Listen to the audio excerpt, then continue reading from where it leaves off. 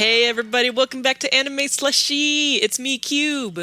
Hey, it's Phoenix. Or Cherry. Yeah, I realize that if you're Cherry and I'm Mary, then it rhymes and it's cool, but those are the two names that we don't really use for this, so whatever. We really need to settle on a name we use for this, but oh well. Look, we have many names. We are mysterious like that. But today it's time for, I know last time you said that you were hoping for a good anime next time, and I'm sorry, that is not what I can deliver to you this time. Oh. Well, look, at least I didn't have to watch it this time. Yes, and it's certainly not as bad as Asuka. It is not below the lowest possible bar. That will be the bar for a while, I think. Oh yeah, it's subterranean. It's on the other side of the world. We're not talking about Oscar. What are we talking about? We are talking about another post-Madoka Dark Maho show that I've been wanting to finish, and it's Daybreak Illusion. Daybreak Illusion. Yes. What's the go? This is one that I think a lot of people haven't heard of, even that are like familiar with other Dark Maho shows, because it kind of flew under the radar. It came out in 2013, so it's, again, it's 2 years after Madoka. And I was looking up the people who worked on it, because I was like, who fucking cranked this out? And they got the director of Nanoha. Right. So I think that they were hoping that he could bring some prestige to the table of Mahos for adults. And the character designs, if you look up, if you Google Daybreak Illusion, I actually do like a lot of elements of the character designs. And when I was looking at it, I was like, this looks vaguely familiar. And it was because the guy that they hired to do the character designs, who's named Gomoku Akatsuki, also did the designs for a series of Vocaloids they made for GarageBand a while ago. Okay. Called the Maknae series. So, and I do think he has a kind of nice distinctive style. I'm looking at a series poster right now, and yeah, it looks nice. Yeah, it's not bad. Oh, and he clearly has a thing for girls with dark skin and light pink hair, because one of the Maknaes was like that, and one of the girls in this is also that, and that's why I was like, that looks familiar. Oh, it's that guy. Oh, that's his thing. Were those Machinaes released for every version of GarageBand, or was that just in Japan? I have no idea, because I didn't think of GarageBand as something that would have that kind of technology to do a Vocaloid thing. It has pretty complicated instrument simulations and stuff for a free program. Yeah. I've never seen Vocaloids in there. That'd be rad if that was a thing. Yeah, I mean, I assume it's only programmed for the Japanese phonemes and stuff, but yeah, I just always thought that was interesting. And Maknae, her design, the main one, Nana, it's she has big boobs, but it's a cute, iconic design. She's got big, poofy hair. He likes big, iconic hair shapes, which I'm into. So I was like, this might be interesting. What was it interesting, Cube? It's weird because it's the kind of show that it just throws a bunch of ideas against the wall, but the end result is surprisingly generic. That's a shame. Which is too bad, yeah. Wait, these kittens are meowing. I guess I just gotta put them all in my lap. I guess. Yeah, I guess you have yeah, to. I have no choice but to put them in my lap. Oh, look at this. Disgusting. So we start episode 1 with our main character, Tayo Akari. All the characters have super on-the-nose names because they all have tarot powers. Right. And I noticed they pronounce it tarotto, so they pronounce it like tarots. So I'll probably pronounce it. I know a lot of people consider tarot the correct pronunciation. It probably is, and I usually pronounce it that way. So I might do either. So forgive me. It's not my fault. So Tayo, because Tayo means sun, and Akari means bright or something. So, and she's the sun tarot. Right, sun bright. So it's you know exactly what she is. And she has bright orange hair. And her hair to me looks like a little crab. Because if you look at it, it's got little spiky, she has short orange hair. It's got little spikies at the bottom. And she has what looks like a crab claw shaped ponytail off to the side. Oh yeah, I see what you mean. Yeah. Yeah, she's got a little crab friend for her head. Yeah. Even her Nendo has that. She has a Nendoroid? Yeah. Yeah, look at her. There she is. What? Because I don't believe the show did that well. Because spoilers, this I found out at the end. Apparently, this is another show like Asuka that really wanted a second season and was planning for a second season. And didn't get it, I'm assuming. No, and yeah. I can see why. Again, it seems so hubristic in this market to just be I'm just going to start season 1 of this. And in this case, it's an anime first original property. I don't know. I don't know why you do it like that. I mean, look, a lot of American TV does it. You write the series in a way where there is an arc that finishes in season 1, but you leave the door open for the next thing. Yeah, and I guess even American movies do that now. Yeah, although there's a hubristic way of doing that too. Where there's a lot of those films that try to set up franchises, like Russell Crowe's Robin Hood. Yeah. which didn't even really have a complete story in the first one, but figured we'd be up for hanging around for the next one. Yeah. Or actually, the most recent Alita, that Steven Spielberg Alita. We should talk about that at some point. Yeah. Oh, but he was hoping, it was clearly hoping for a sequel. Oh, absolutely. It's not a finished story, really, at all. Yeah. So it's like that difference between leaving room for a sequel and like actually making it like this is not complete unless you do more, and you're not going to do more because it didn't do well. So thank you. Yeah, it does seem very hubristic. Looking at these designs, is the only real difference in their magical girl forms that their hair gets long? Yeah, mostly. Yeah, they just get like a little bit like generally shinier, and their hair gets long and gradienty. And Akari, when she transforms, looks like she has a different personality, and she talks differently because her hair goes over one eye and she suddenly looks very serious.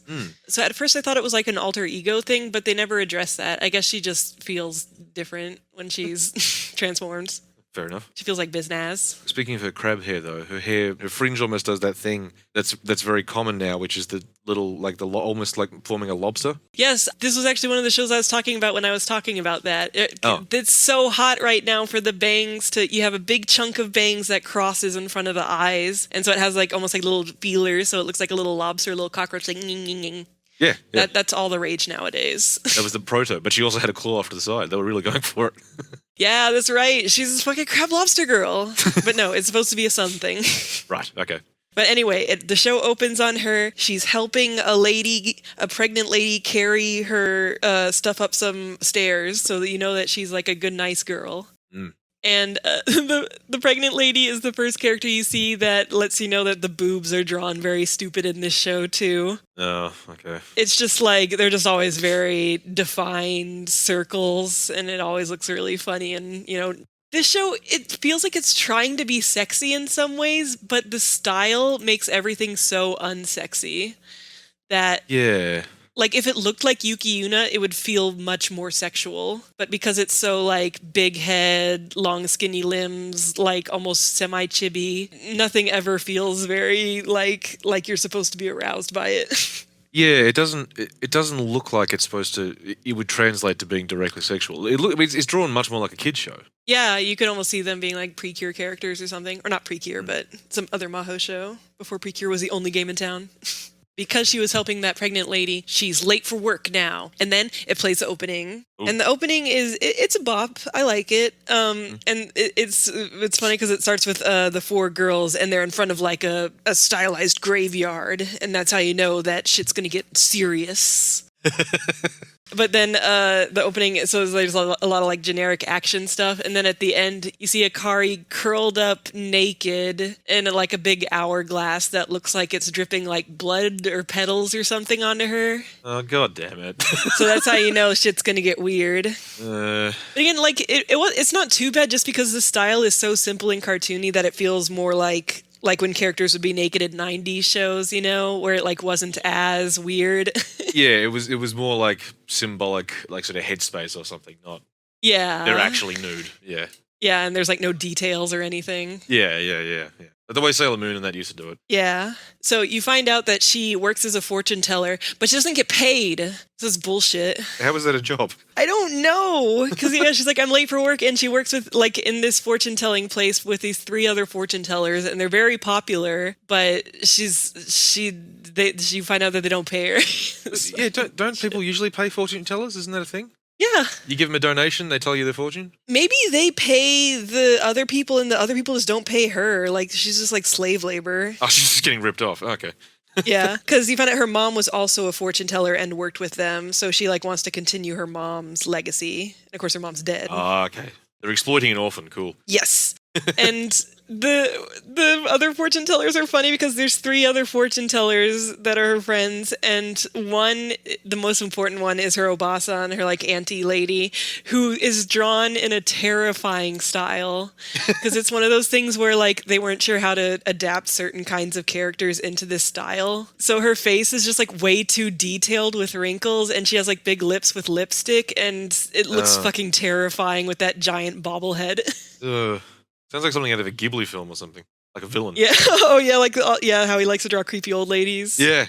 Yeah, but her sitting next to Akari is just always really funny looking, and the other 2 don't matter as much. So you find out, yeah, she wants to be like her mom, who was also an amazing fortune teller. And then on her way home, she runs into someone who's like supposed to be very beautiful. She's like the leader lady of this group. And she's like in a gothic Lolita dress. She's got like big, long cyan hair. And she's just like very like, she clearly is not a normal person you'd see walking down the street. And she conveniently drops a ribbon and Akari like picks it up and gives it to her. And she's like, whoa, what a beautiful, cool lady. And then beautiful, cool lady gets in the car with another lady who looks almost exactly like her, but is the one with the dark skin and pink hair. Right. And they never explain why they look so similar. I guess just because it's too difficult to design two different characters. Because they just hang out a lot, and they're not related, I don't think. They're just two people who are around a bit. Yeah, they just look like palette swaps of each other. Okay. But they're not twins. They're not related or anything. Yeah, because that's part of why it reminded me of the whole Vocaloid thing. It was like, okay, so you're one version of the Vocaloid, and you're like the dark version of the Vocaloid that has a slightly different voice tuning. I see how it is.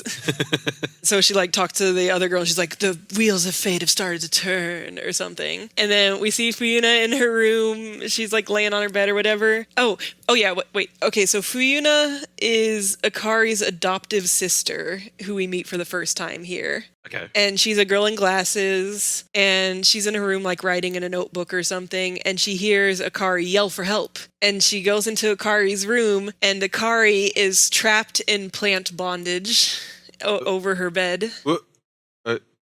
Okay. She's wrapped in vines. She's like, Fuyuna, help me. And Fuyuna's like, oh, not again. Oh. And she cuts Akari down, and it turns out that plants grow really fast around Akari. But of course, the effect of them growing really fast is that she got wrapped up in vines above her bed somehow. Okay, so this show has they're magic, like just out in the open. No, or I mean, not generally. This is just considered like a really weird thing that she doesn't really know the source of. Okay. But she's just kind of living with it. Yeah, it's just kind of like, whatever, plants grow fast around me, sometimes they bondage me. I don't know. Typical teen problems. Is it really explicit bondage? Not yet. This one isn't so much. Okay, not yet. Great, cool. Yes. Okay. Oh, yes, this show loves bondage. If there was like a drinking game for this show, it would be every time someone gets like wrapped up by vines or something. Okay, this was this person's thing. All right. Cool. Yeah. Cool. So they cut to Tsuyuno and Akari in school, and Tsuyuno, it turns out, like, she's first in class, and everyone's like, wow, that's amazing, Tsuyuno. But then Akari is doing fortune-telling, and everyone's paying attention to that instead, and she's like, oh, I'm jealous of that. I wanted the attention. Then suddenly, while Akari's walking home or walking somewhere, a truck almost kills her and hits her. Like, it suddenly rolls to try to kill her, but it doesn't. And who knows what else of that? It's mysterious. Oh yeah, I forgot. The first episode is very strange in how it plays out. So you find out a creepy man has been stalking the fortune teller's mansion because he apparently like wanted to find a way to get back together with his wife, but they couldn't help him. And so now he's like stalking them. But you see him like looking all like boo, like a zombie. So clearly there's something else up with him. Right. That's a weird place to start. Yeah, well, shit's gonna get weirder. Okay. So they visit Akari's mom's grave. It's like the anniversary of her mom's death. Sure. So she goes there with her aunt and uncle and her adoptive sister. And, you know, it's all like, oh, mom, you know, I'm doing my best, blah, blah, blah. And then suddenly it's night and you see Fuyuna's eyes being taken over by like crazy demon shit. And Fuyuna is a monster now. She's a plant monster. Oh. And you know what plant monsters are good at? Bondage? Hell yeah, they are. So Fuyuna turns into a weird, like, plant mantis thing, and she goes to Akari's room, and she bondages her in vines. Cool. And this is, like, one of the more explicit bondage things, because, like, one of the vines, like, goes up under her shirt. So it's like, oh, we're getting into this territory, I see. But I think that's about as bad as it gets, normally. Oh, okay. It's at least on the bondage front. You can tell I'm being desensitized because I heard about a plant doing bondage up a girl's shirt, and I'm like, oh, okay, that's not so bad. Yeah, we've been broken by Asuka. Yeah, really have. So she's being choked to death, and she suddenly sees this vision of herself as that, like, the girl with the eye covered and the big hair on fire killing this monster. And she's like, what? And it's like very, like, she's not thinking clearly, and it's all weird. And then she wakes up, and Fuyuna is dead at her feet. Dead? Yes. Jesus. Okay. Her sister girl's dead, and she's like, "Wah!" And then cut to her waking up, and now she's going to visit the grave of her mom with her aunt and uncle, who are the only people she lives with. Okay. Like Akari. And so Tsuyuna is just gone now. She, like, has been unexistent somehow. Right. And I guess this day is repeating, which doesn't make sense even with what happens later. It doesn't make sense that they go to the graveyard again. Yeah. Maybe this part is a flashback. Yeah, we're just seeing the same day happen again, but does Akari remember Fuyuna? No. Akari doesn't know anything's weird, so Fuyuna has apparently just been unexistent. But she did before, right? Like she woke up and saw her dead and screamed, but now she doesn't exist. Yeah, but now she suddenly doesn't remember her. Yeah. So she's leaving the graveyard after visiting her mom's grave, and you see that evil stalker man at the mansion again, and he catches on fire, and he sets the whole mansion on fire. Okay.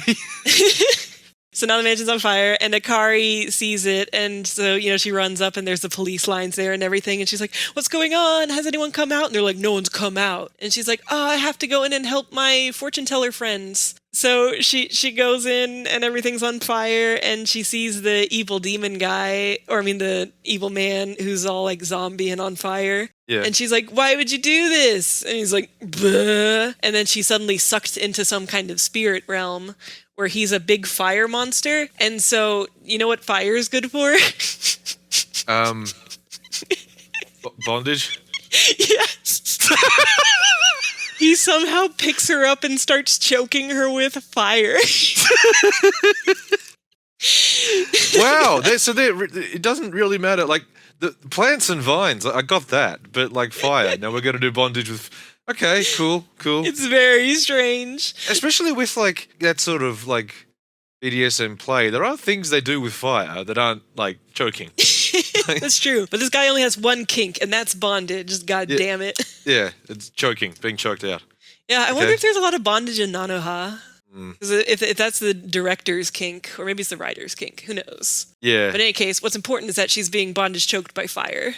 Imagine being the director of the show, and the writer has just written in all this bondage. You're just like, you just have to do it. Here we go again. It's a meme that's come back into... Yeah, CJ, oh shit. Yeah, oh shit, here we go again. Yeah. Ugh. Anyway, sorry, continue. Yeah, so suddenly she sees a tarot card floating in front of her, and it's the sun tarot, and she awakens to her magical girl form, and is like fighting him with her. She has a sword that also catches on fire, so she's kind of fighting fire with fire. Is this the first time she's done it consciously? Yes. Okay. Which is, or kind of...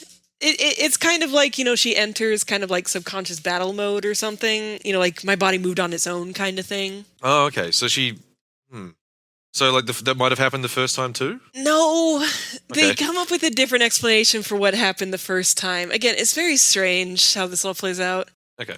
But, so she's fighting the guy, she's doing all right, but then the other three show up, the other three Magukas that we're going to meet, and they help her defeat it, and she's like lost consciousness, like you do when you do a cool thing. Yes. So they carry her out, and the fancy ladies are there. They're like, oh, all the pieces are here now for something, more like generic dramatic talk. And so the next day she wakes up in their mansion, different mansion. This mansion is like a school that's run by these fancy ladies. And they talk to her, and they explain that the one fancy lady is named Etia, and the pink-haired fancy lady is named Ariel. And they run this school for people who have magical tarot powers and fight the Daimonia, which is what took... Oh, they don't talk about her sister. They talk about the fire guy, and they're like, well, that was a Daimonia. They take over people who are... They take over their hearts like a virus, and they attack people. Oh, but it says they also grant them a wish. So it's kind of like a Madoka witch thing. Okay, so her sister was taken over by one of these things, but you assume she had a wish granted then? They say they grant a wish. It seems like they don't always. I guess maybe they promise they'll grant them a wish, so they let their hearts be turned into daimonia, but whether the wish is actually granted is kind of arbitrary. Okay. It's more just a way to, like, make them turn to the dark side. But the people willingly give themselves over to these things. Yeah, at least somewhat. Sister must have been really, really jealous. Yeah, she really hated Akari, I guess. Yeah. Anyway. But there's 21 different tarot people around the world, and I think like 8 of them live at their school. And they all have special tarot powers, and they fight these daimonia. And there's also 2 familiars there that are a crow and a cat, and the crow's name is Laplace. You know, like Laplace's demon. Are you familiar? No. I wish he had anything to do with it. Laplace's demon is an interesting thought experiment where the idea is that, like, if there was a demon who knew the, like, exact location and trajectory of every atom in the universe, it would be able to predict the future into, like, infinite time. Oh, okay. Yeah, okay. And apparently some stuff in quantum physics disproves that, but who knows with all that shit.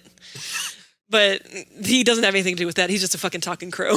Oh, okay. Yeah, bugger. They just picked a cool name. Yeah, and the cat's name is Schrodinger. Oh, yeah, okay. But she doesn't do any cool Schrodinger-related things at all. She's never 2 things at once. Yeah, unfortunately. Yeah. It sucks. So, of course, Akari finds out that her mom also was a magical sun tarot fighter person. Of course. Yeah.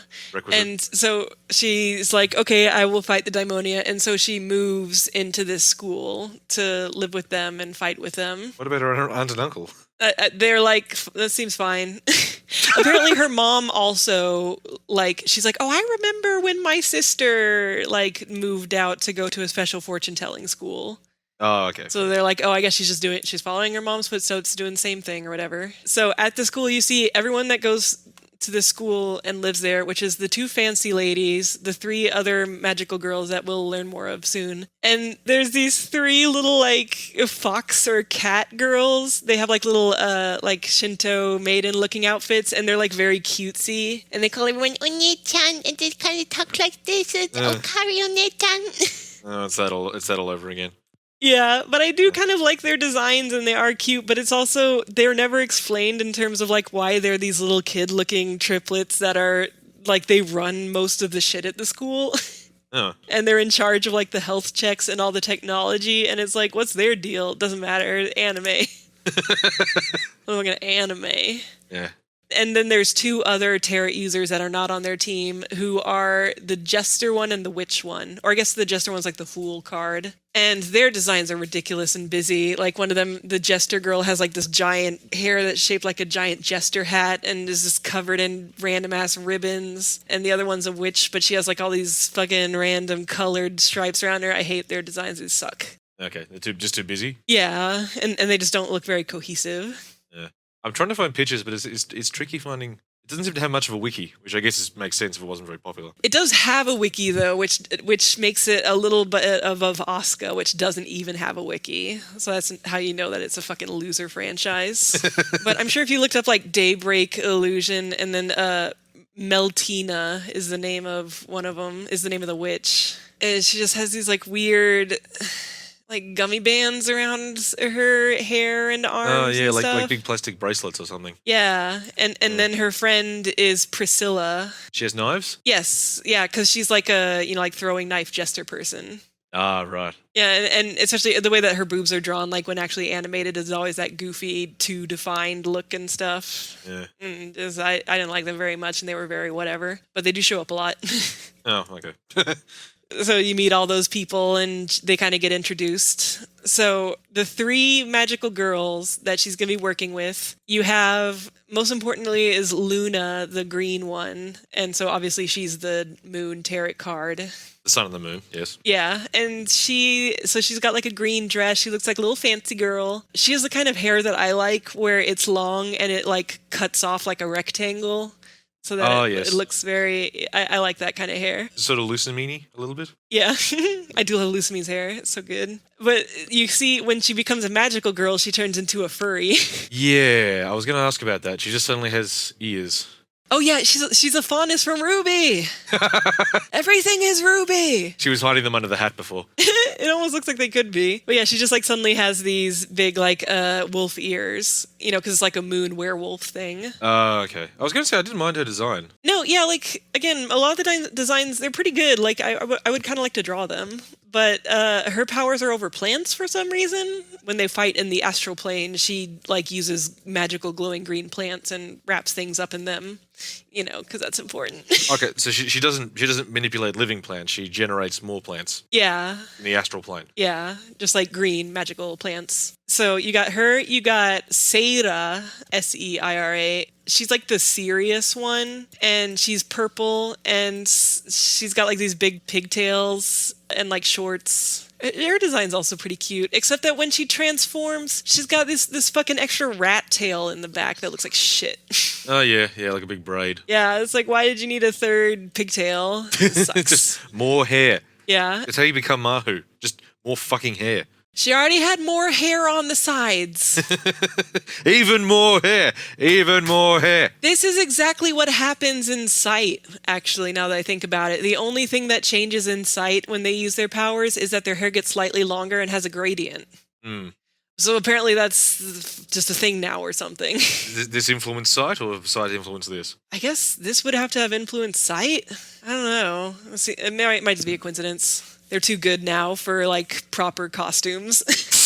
So is she ice-powered? Yeah, so she's the star turret, but she shoots ice arrows. Okay. So I don't really know what that has to do with the star, but so yeah, she's a very serious little archer girl. It's cold in space? I don't know. It is cold in space. Yeah. This is a true statement. And then you have the third one, who's the blonde one, whose name is Ginka. And her theming is even more confusing to me because she's the temperance card, but everything she does is like coins. She shoots a bunch of coins and she can summon giant shields and she can summon a giant axe. And I don't know what any of these things has to do with temperance, though I guess I'm not like a tarot expert. Yeah. It's a whole thing that's not usually actually related to the thing that they say they are. What is her... It's like a really old-timey bathing suit? Okay, yeah, her outfit, it looks like a sailor suit, except that the top is very exposed. Yeah. Like it's like a tube top instead of, like, having proper sleeves and everything. So she has, like, a bunch of, like, weird exposed skin kind of above her clavicle. Yeah, but it's not in a... It's not in, like, a sexy way, like everything else. It's sort of in a... It almost feels like something from the 1940s or something. And again, it's like if this was drawn in a different style, I would assume it was like a fetish thing. It's like, oh, now you can show our armpits and stuff. But it's just so simplified that I don't know how anyone can find this sexy. It's just kind of goofy looking. Yeah. She seems to get more serious in her magical girl form as well. Yeah, she gets some more serious anime eyes, and she gets these like 2 wings that one's red and one's blue. And it's kind of cute. Little halo? Yeah. So she's like an angel, I guess, because temperance is like holy. I guess. She's a thematic mess. And she's also from Kansai, from Osaka, so she has that kind of accent. Ah, okay. So she's clearly like supposed to be like the spunky fun one. Right. Oh, and Luna is the shy one. She's like the shy, super gay one. Yeah, I got that vibe from the design. Yeah, because the first thing that happens after they have their big meeting is that Akari falls asleep in her room and Luna comes in there to like get her or something. And Akari's sleeping and like plants have grown all over her room and Luna just falls asleep on the bed next to her. Which is like, yeah, if I woke up and some fucking rando had fallen asleep on the bed next to me, I'd be like, don't ever fucking talk to me again. Yeah, no, that's real creepy. Yeah, but of course they're good friends. Akari doesn't mind. She's very pure. Yeah, right. And so they all go to eat together, and you find out that Ginka only eats takoyaki, Right. which is not very healthy, and No. Seira, the fitness one, only eats chicken salad, which I don't generally think of as a health food. It's like a lean meat and it's like a lot of protein and stuff. I know a couple of people like bodybuildy types who eat a lot of chicken. Oh yeah, chicken, yes. Chicken salad though? Yeah, because you got to get your greens and stuff too. Oh, see, I'm thinking of chicken salad like chicken salad sandwich. Oh, okay. Oh, no. Yeah. Yeah. So, and then it just cuts to them doing normal school shit, which is kind of funny because everyone teaching them is those same, like, the two fancy weird ladies and the jester lady and the witch lady. So they're just doing, like, piano class and math class and stuff, but the person teaching them is in, like, that really goofy witch outfit. But so they're not doing like special. It's not like Harry Potter where they're sort of special magic themed classes. They're just at school. No, and of course, like, Akari is surprised by that. They're like, oh, this is just a regular school. And they're like, yeah, we still got to learn, like, math and stuff. That's pretty funny. But then, oh no, the alarm goes off, and the alarm is like this, like, goofy, it sounds like something that would come with GarageBand horror loop. Oh. Like, it just sounds like spooky music that they pipe in over the loudspeakers. The alarm is spooky music. Yeah, and that's how you know that you got to go to the room that is full of weird cages that you get in, and then the little triplet fox girls align you with the Astrolux with their computer somehow. And then your cages are dropped into lava, and you go to the spirit dimension. Oh, to deal with something, I assume? Yeah, it's just like, so, like, wait, what is with these cages and all this? I don't, okay, sure. Sorry, just slight sidebar. When I was in primary school, every school we went to, whenever we would play football or something, had just a regular ass bell that would go when like recess was over. Yeah, And then there was one school we went to that when you were meant to come in, there was like music box that would play. that sounds creepy. Yeah, and it would run for about 2 minutes. And if you weren't inside by the time the music box finished, you were in huge trouble. You fucking die. Yeah. That's what it felt like. Chop your legs off. Yeah. You're never going outside again. No, yeah, I'd be freaked out. Yeah, weird. Anyway, please continue. So they're in the astral plane now? Yeah, so they're transported to the Astrolux, which is like, some spirit realm thing. And it's kind of like a Madoka maze. Like, it always looks kind of weird and abstract. So they're fighting it. But suddenly Akari, when she's about to do the finishing blow with her sword on the core of the monster, she remembers Fuyuna suddenly. And she's like, what? Fuyuna? And they're all like, no, you have to kill it. And she's like, bah. And then she wakes up in bed again. Oh. Yeah, so I guess, like, Seira finished it off or something. Well, hang on, her bed at the school or the bed right at the start? Her bed at the school. Oh, okay. Oh yeah, that would be even crazier. Yeah, she's back at the school at least, so she's made some progress in time. She passes out a lot, doesn't she? Yes. Yeah, okay. But she's like, I remembered Fuyuna. What's up with Fuyuna? And the fancy lady explains to her that they erased her memories of Fuyuna so that she wouldn't have to remember that she killed her friend as the magical girl, because it would be too hard for her. But they're just telling her now? Yeah, because she remembered her anyway. So they're like, fuck it. Yeah, you killed your friend. But it's still, like, the way that it played out in the first episode was so strange, because it was like she saw a vision of herself killing her, and so that did actually happen, but then she forgot about it. But then everyone else also forgot about Fuyuna, but that's a different thing, because people just naturally forget about the people that they kill. Wait, hang on. Everyone else around that knew Fuyuna forgot her as well, or? Yes. Right. Because, I guess this is when Akari actually finds out that all the Daimonia were people, and then when you kill them, they are erased from existence entirely, and nobody remembers them. If that's the case, then why did they need to erase her memories? Because I guess the Tarot people are immune from that effect. Oh, okay, so they did her a solid and Yeah. erased them anyway, even though it didn't work. Yeah. Yeah, okay. It was just, it was weird. Yeah, it's a bit hard. It's a lot to take on at once. Yeah, especially when they, like, don't really properly explain, like, okay, this thing is different from that thing, and like, I had to watch these first episodes 3 times to really take in everything exactly that happened. Oh, okay. It's not well sort of laid out in that way. Yeah. Huh.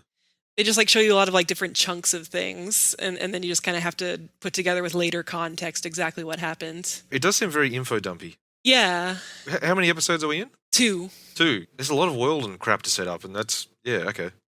But it's okay because they never explain any of this shit, half of it. So it's like, don't worry, we don't need to. We just throw things at the wall. Are they Okay. sticking? We hope so. And then they just move on. Yeah. Yeah. Okay.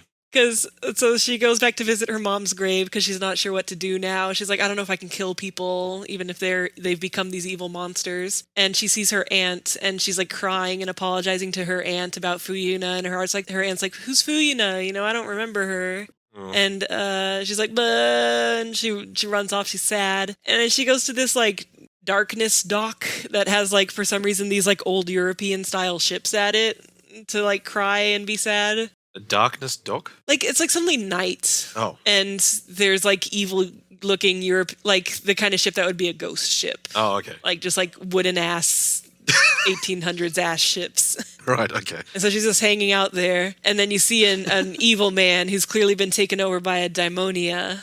And he's like, and he's on the ship. And suddenly the mast breaks and it's going to fall on some people. Why are there sailing ships? I don't know. Like, and I guess, like, is it just, you know, like it must be one of those things that's like, it's like a museum ship and people come and tour on it for kids. Yeah, but there's a Why bunch. else would there be these random people on it? Oh, yeah. So you find out that daimonia don't generally physically attack people. They make like accidents happen with like by attacking them through fate or whatever. Okay. But the daimonia definitely directly attacked Akari before, and usually that only happens on the astral plane. And before she was a magical girl too. Yeah. When she was just a girl who got tied up in plants all the time. Yeah. Yeah. So who knows with that? Okay. So cut to episode 3. Or not cut to. Hang on, did she save the people, or is that like a cliffhanger? We don't know yet. He broke the mast. It's going to fall on those people. End of episode. Oh no! Oh no! Oh no! So episode 3, you see her. She's in the astral plane now. She's like, I got to fight this monster, and this monster is so fucking gross looking. Oh my god. What do you mean? Okay, so it's a boat that's tipped over, and a bunch of tentacles are coming out of it. Okay. And of course. But they're like, All right, Japan. these are way hentai looking tentacles. There's like this like weird thing on the end of them that I don't even know what it's supposed to be. And then there's like these big vagina shaped cracks in the sky. Okay. And it looks like it's like rendered in a completely different way than you know, like these super simple cartoony characters, and it just looks like shit. And it's like, Alright. what random hentai did you get this footage from, and why did you put it in this show? God damn. So this really is meant to be a horny show. I don't know, because if they knew it was going to be a horny show, why did they make it look like this? Yeah, that's a good question. But this all sounds very horny. Like Yeah. hentai-looking tentacles and vaginas in the sky. It feels like unmistakable. This is definitely the horniest monster. Okay. And it's just gross looking, and I was like, get it out of my face. At first, she just doesn't want to kill it because she knows it's a guy. And its core of the monster is a guy that's got a bag over his head and is hanging from a noose, which is pretty creepy. That's creepy, yeah. Like, yeah, like it just looks like a body in a bag. And she's like, I need to kill it. Oh, but I can't. And then the witch and the jester girl show up and are attacking and helping her fight suddenly. And she gets in their way, though. She's like, no, don't kill it. Because now she can hear his voice and it's saying like, oh, it hurts. Bah. She's like, no, you can't kill it. I heard its voice. And they're like, what? Shut up. But he gets away then. Oh, she fucked up. Yeah, and so they bring her back to base, and they're like, the monster got away because of you. And so they put her in the dungeon. Yeah, okay, there's a dungeon. But, I mean, it's not a sexy dungeon, don't worry. Oh, okay. But I just think it's really funny that their school just has a jail. And it's just like, oh, you aren't going to be good at fighting the daimonia? Okay, you just go to fucking jail. Go to prison, yeah, sorry. Yeah, they're like, go cool your head off in jail. So wait, hang on. Did they stop the people from being hurt? I don't know if... I guess some people probably died there. I guess those people probably got smooshed by that mast. Because, like, she doesn't stop the mast from falling. She just goes into the spirit world and tries to fight him. Yeah, it isn't clear exactly. Because, like, the only time when they make it clear what exactly the relationship is, it's, like, much more obvious how they, like, physically save people. So in this situation, I have no idea how the fuck that all works out. Okay. Maybe people died. Oh, well. So they're having some kind of meeting in general about daimonia, and Sarah, the purple-haired girl, is saying, like, I don't care if they used to be people. Anyone who becomes a daimonia, fuck them. I want to kill them. She's like that kind of, like, very judgy. She's the hard ass. Yeah, and so Luna goes to give Akari food, and Akari's all depressed in jail because she's thinking about Fuyuna and having to kill people. And she tells Luna that she could hear the voice. And she's in jail. Yeah, it's kind of a bummer to be in jail usually. So she tells Luna she can hear the voices, and Luna's like, what? This doesn't seem possible. And then the two fancy ladies find out, and they're like, is that possible? I don't know. But meanwhile, the evil Daimonia man is free, so he is going to go endanger some more children. And I had to find out that this was a real thing, because you see like a nursery school person pushing a bunch of little kindergartner kids in a cart, which is apparently a real thing in Japan. They just put a whole bunch of kids in one cart and push them around. Yeah. That's kind of cute, actually. Yeah, it's fucking adorable because, you know, like they're in their little like Japanese kindergartner uniforms with the little yellow hat and the blue smock. I'm just trying to think because every time that they would try to take kindergartners out on a regular ass trip and they're just like all running around and you're trying to control a whole bunch of kids, that's a terrible idea. Yeah. Put them in a cart. Yeah, it's like, yeah, I understand that. It's probably not too hard to push like, 8 elementary school kids when they're super tiny and they're in a cart. And if you're an elementary school kid, you're getting a ride in the thing that's like a car. Yeah. That's sick. Yeah, it's exciting. Yeah. But Daimonia man, he does evil Daimonia magic, and so they're like crossing a train track, and then suddenly the cart gets stuck. Oh no. And then here come the train. It's gonna smoosh them. Oh no. So the girls are called to the astral plane with the horror music alarm, and they show up to fight him. And Akari's like, "No, I want to talk to him. I want to talk to the evil man." And they're like, "Shut up, Akari's stupid." So Sarah, the purple girl, wants to kill him, and Luna's like, "I want to help Akari because I believe Akari." So you know how Luna has to stop Sarah? Bondage. You got to use your plant bondage. So she wraps her up in plants. Okay. Right, Though she wraps her up in like a T pose, like a Christ pose, which was an interesting choice on her part. Oh, so even though she's in bondage, she can still assert dominance. Yes. Akari's listening to his voice, and he's like, "This didn't turn out how I wanted. Please kill me." Sorry, that's really funny. Yeah. This has gone very badly. This was not this. I've got to be honest. Yeah. This isn't working out. Yeah, he was like, "They told me they'd bring my son back if I killed other kids, but it sucks. Please kill me." And then she's like, "Fine, I'll kill you." And so she kills him. Right. Okay. Cool. He said it was okay. Yeah. And so she goes back to the base, and she's like, "I will fight, but I don't like it." And they're like, "Okay." Sure. As long as you'll kill him. So do we see how the train gets stopped or the kids get freed this time? I guess the kids are just able to, she's able to unstick the cart because he's no longer doing evil magic. Well, once he's dead? Or... Yeah. Okay. So she really did hold things up Yes. while the train was coming? Or is it like a different time, space in the astral plane or something? Yeah, I guess time must freeze while you're in the astral plane. Mm. Of course, I want to call it the astral plane because of fucking Doctor Strange, but it's the Astrolux. Oh, the Astrolux. Okay. Well, it's Yeah. the astral plane. It's the astral plane. It's Yeah.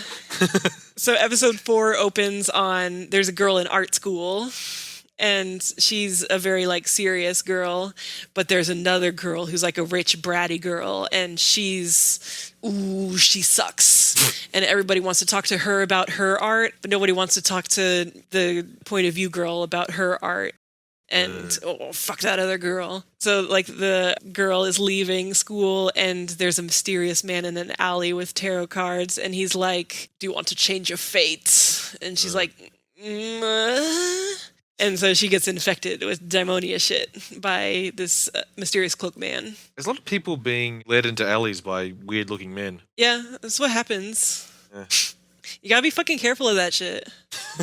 Art girl has this boy that she likes that was talking to her, but then when she goes in the next day, she sees the girl that she doesn't like macking on him, and they're all like getting horny together. Oh, no. And she's like, "Ooh." And the cloak man, or he's more of a boy. He looks like a anime teen boy. with blue hair and a cloak, and he pops back in and he's like, "See, you can use your power to do something about this. Fucking do it." So it cuts to the next day. They're at an art exhibition, and they're like, "Wasn't that rich girl gonna have something in this?" And they're like, "Didn't you hear? She got hit by a truck, and all of her paintings got destroyed." And art girl is like, "Yeah, fucking did it." Well, hang on. So everyone's just sort of okay with those two things happened at once? Yeah. All of her stuff got destroyed, and she died. It's really weird because it shows the art girl in the art room, like fucking just wrecking all of her paintings with one of those like paint scraper things and stuff. Right. So I don't know if that physically happened or if that like metaphorically happened, because you'd think, yeah, people would be like, "Hey, did you notice that someone fucked up all her paintings and also she got hit by a truck? Seems sus." She didn't actually get powers. She just pushed her in front of a train and then went and fucked it all up manually. I mean, that would have had the same effect. You don't really need daimonia powers for that. Yeah, no. Yeah, but then Cloak Boy pops back in and he's like, "How was that? Pretty good, right? But you're not happy yet, are you? Aren't you? You want to kill more people." And she's like, "What?" And then his stomach opens up like crosswise like a vagina, and a giant monster comes out of it and noms her. Oh. And it looks really weird and gross. And she becomes what is absolutely a Madoka witch. Okay. It just looks very like abstract, and it reminds me a lot of the witch that showed up in episode 10. That was like the art witch. Okay, so she got eaten up after she did the evil thing. I guess that was just the way of showing that he was like making her go full monster. Right. Because it's like you get possessed by daimonia, and then you can do some of those fate things, but you aren't quite like fully monster zone yet. Yeah, but does she resist becoming a monster, or is that just like, does she not get a choice? I guess she like kind of resisted a little. Like she was more just like, "What?" And then he nommed her. Yeah. Does she get like spat back out as a monster, or? I think next time you see her, she's just a giant monster. Oh, okay, so we just see her get nommed, and then she's. Oh, but wait, but then we see her again as a person, because I guess that was just her becoming fully like zombified. Because they still have their normal human form in the normal world.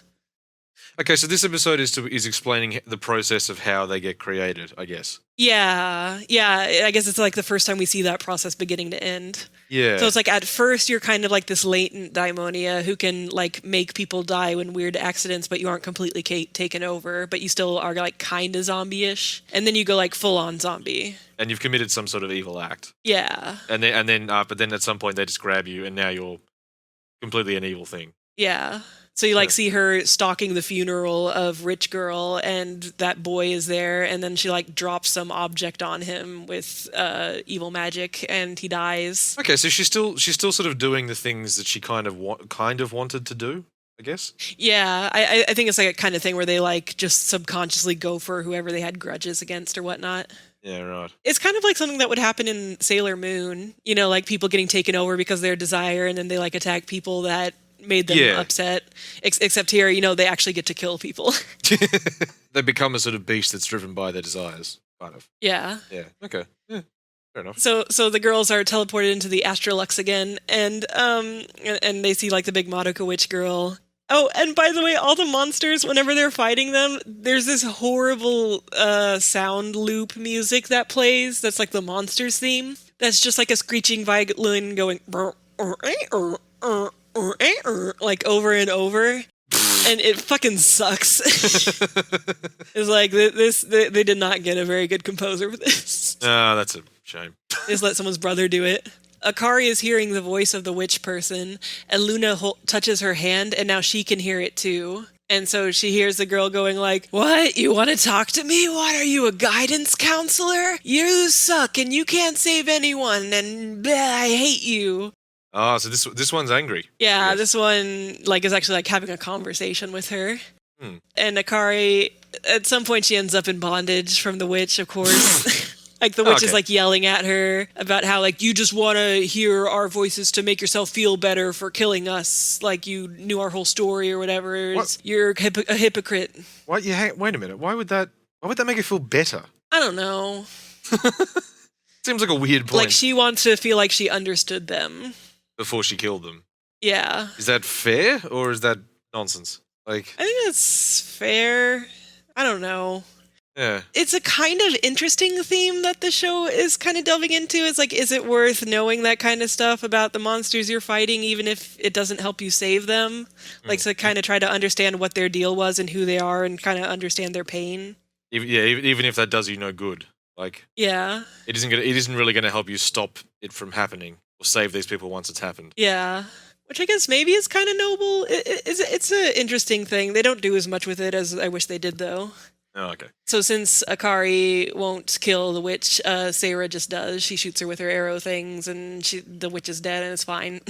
Okay, so she's still hesitant to kill witches. To kill Daimonia, hey. Sorry, she's still hesitant to kill daimonias. Yeah, or she at least like wants to talk to them before they do. It's like she wants to hear them out. And Sarah's like, "There's no point to that. I'm just going to kill it." And it's like, no, but I mean, she's not entirely wrong, especially because like they're actively endangering people while they're doing this. Yeah, and unless time's frozen, but we don't know. Yeah, but in any case, if they fail to kill the thing, then people are going to get killed.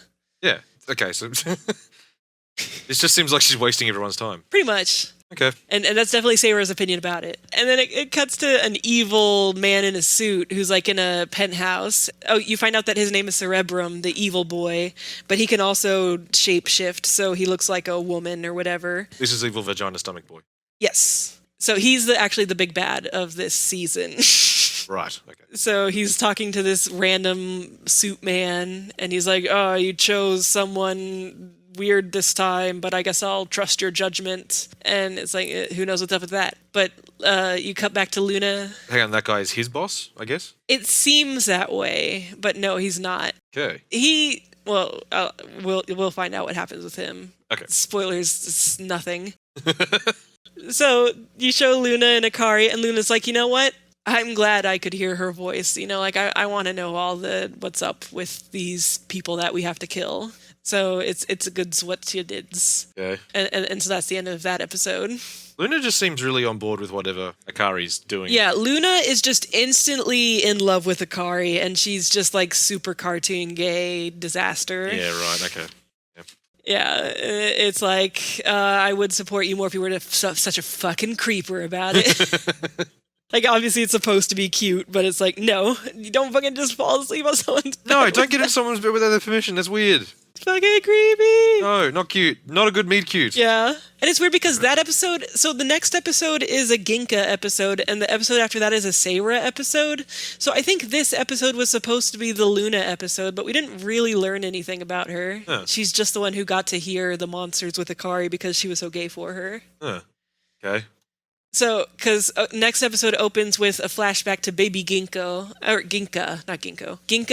the blonde girl, and she's a poor little baby. She's in a ramshackle house with her dad, and there's a bunch of like debtors pounding on the door, and a bunch of people saying that like, we're gonna bury you in trash, you're gonna get evicted. So clearly they don't have any money or whatever. But then it cuts to the present, and her dad shows up, and he's super rich. Oh. And he's a rich Kansai man in a cowboy hat. And he's another person who looks like shit in this style.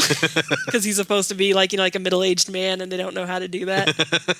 Yeah, this doesn't seem like it would work for anything other than the girls, really. Yeah. And weird-looking villains. So he shows up to their school, and he's like, hey, I'm inviting you all to a rich people party. Hey, I'm a fun Kansai man. Haha, hey, how's it going? And you find out that they were poor, and he had a takoyaki stand that had like fallen through, but then he invented a good takoyaki maker machine and got super rich off it, and then they were rich. Right, okay. This is a good story, I guess. Yeah, sure. And so they're at like the super rich people party, and it's whatever. They're all walking around doing shenanigans. And they cut to a guy that you don't know who he is yet. And his name is Honda-san, and he's a businessman. And it turns out that he's friends with Ginka's dad. But he has a big black dot in the middle of his forehead, but not where like a bindi dot would be. It's like between his eyebrows. Okay. And I have no idea what the fuck that dot was supposed to be, and it drove me insane. Like he's got a monobrow, but it's a dot. Yeah, it's like a mole or something, but it's just like someone drew, like with a Sharpie, a black dot between his eyebrows. And every scene he was in, I was like, what the fuck is that dot? Just really distracting. If someone knows, you have to tell me. It's driving me crazy. Cerebrum, the evil boy, was at this party as a sexy lady and then goes back to meet with evil politician man. And you find out that she's chosen her next target, or he's chosen his next target. He transforms back. So then it comes back to Honda-san, Mr. Eyebrow Dot, and he's about to hang himself because his business is going so bad. Right. But Cerebrum shows up to him and is like, I can help you out with your business. I have evil tarot card for you. And Honda's like, okay. He gets taken over and he like kills some of his business rivals, which make his business go better. Okay. It turns out in this world there's a lot that you can get done just by like killing everyone who's your competition. But I guess because maybe he was like jealous of Ginka's dad for becoming so successful or something, he's like chasing him with evil, like Ginka's dad is running away and then like all these power lines keep trying to fall on him and signs keep trying to fall on him and he's like, whoa, what, this is crazy. And so the girls get called into the astral plane and the guy's like this big melty monster thing. It looks like a fucking mess. Ginka's like, wait, is that Honda-san? I know him. Because apparently Honda-san had money back when they didn't and would sometimes come and bring her snacks and stuff. So it's like, oh, Uncle Honda-san, I love him. Oh, no. And so she holds Akari's hand so that she can hear his voice. And they like go to a kind of anime thing where like you're in a white void and you see the other person and you can have a conversation, but it's like not actually happening, but it's kind of happening. You know, that kind of thing. So they are conversing or they're not conversing? Yes, she converses with like spirit him from like within the demon that he's become. Right. And he's like, I'm sorry, I was weak, I became this thing, I'm sorry, little Ginka. And she's like, and then she kills him. Like, I guess I have to do it. But, you know, like, she's also glad that she got to hear his voice and know what he was thinking at the end, I guess, and talk to him. Okay, and he got to apologize, I guess. Yeah. Yeah. It's fucking whatever. So question. Yeah. How dark is this show? That's one of those things. It's like the sexualness. It's hard to tell exactly what it's going for in terms of how dark and how sexual and whatnot it wants to be. Again, partly because of the visual style. And also they do end up hitting like a lot of these very generic anime beats. So it's like, is this supposed to be like Princess Tutu dark? Or is this supposed to be like Madoka dark? I don't... Yeah, because I'm sort of like... The stuff that's happened so far has been like, it's a darkish sort of show in that there's actual death and some creepy sort of imagery, but it also sounds pretty, like, shallow. Yeah, like so far it's almost like a Sailor Moon kind of thing, you know, it's like, I just want to understand their feelings and then we're doing the right thing to understand. Yeah, it's just sort of... Yeah. It doesn't seem terrifying right now, I guess, is my point. No, it never really gets to become, like, any more horrific, really. It's just always this kind of weird... It's very anime. Yeah, like, and again, not like Oscar, and then it's not going for ridiculous over-the-top edgelord nonsense either. Like, yeah, it's just, its tone is anime. Yeah, okay. We're making an anime, here's anime. Do you like anime? Please watch anime. Please consider anime. Yeah, have you considered anime today? Yeah. So next episode starts with Jester Girl and Witch Girl, and they're fighting two daimonia at once. Oh no. But because everything's kind of abstract, it's one of those things where it's like, is this a bigger problem than usual? I don't fucking know. But they're having some trouble. And Sarah, the purple girl, shows up and she shoots with their arrow. And it turns out that she had asked to hang out with them because she's like, I don't like how these other girls are all going soft. And talk about listening to Daimonia's voices and stuff. It's fucking stupid. I want to hang out with you guys and you know how to get shit done. Yeah, right. Several times in the last few episodes, she like keeps having these scenes where she's like, I have no respect for people who've become Daimonia. They just need to die. Fuck them. So it's clear she has like some kind of beef there. But meanwhile, we see the victims of the week who are going to, you know, like one of them's going to become a daimonia, obviously, because they just cut to these random two girls at school. And there's Shy Girl and Rough Girl. And Shy Girl likes space. And that's all you really know about them. But they're friends. Cool.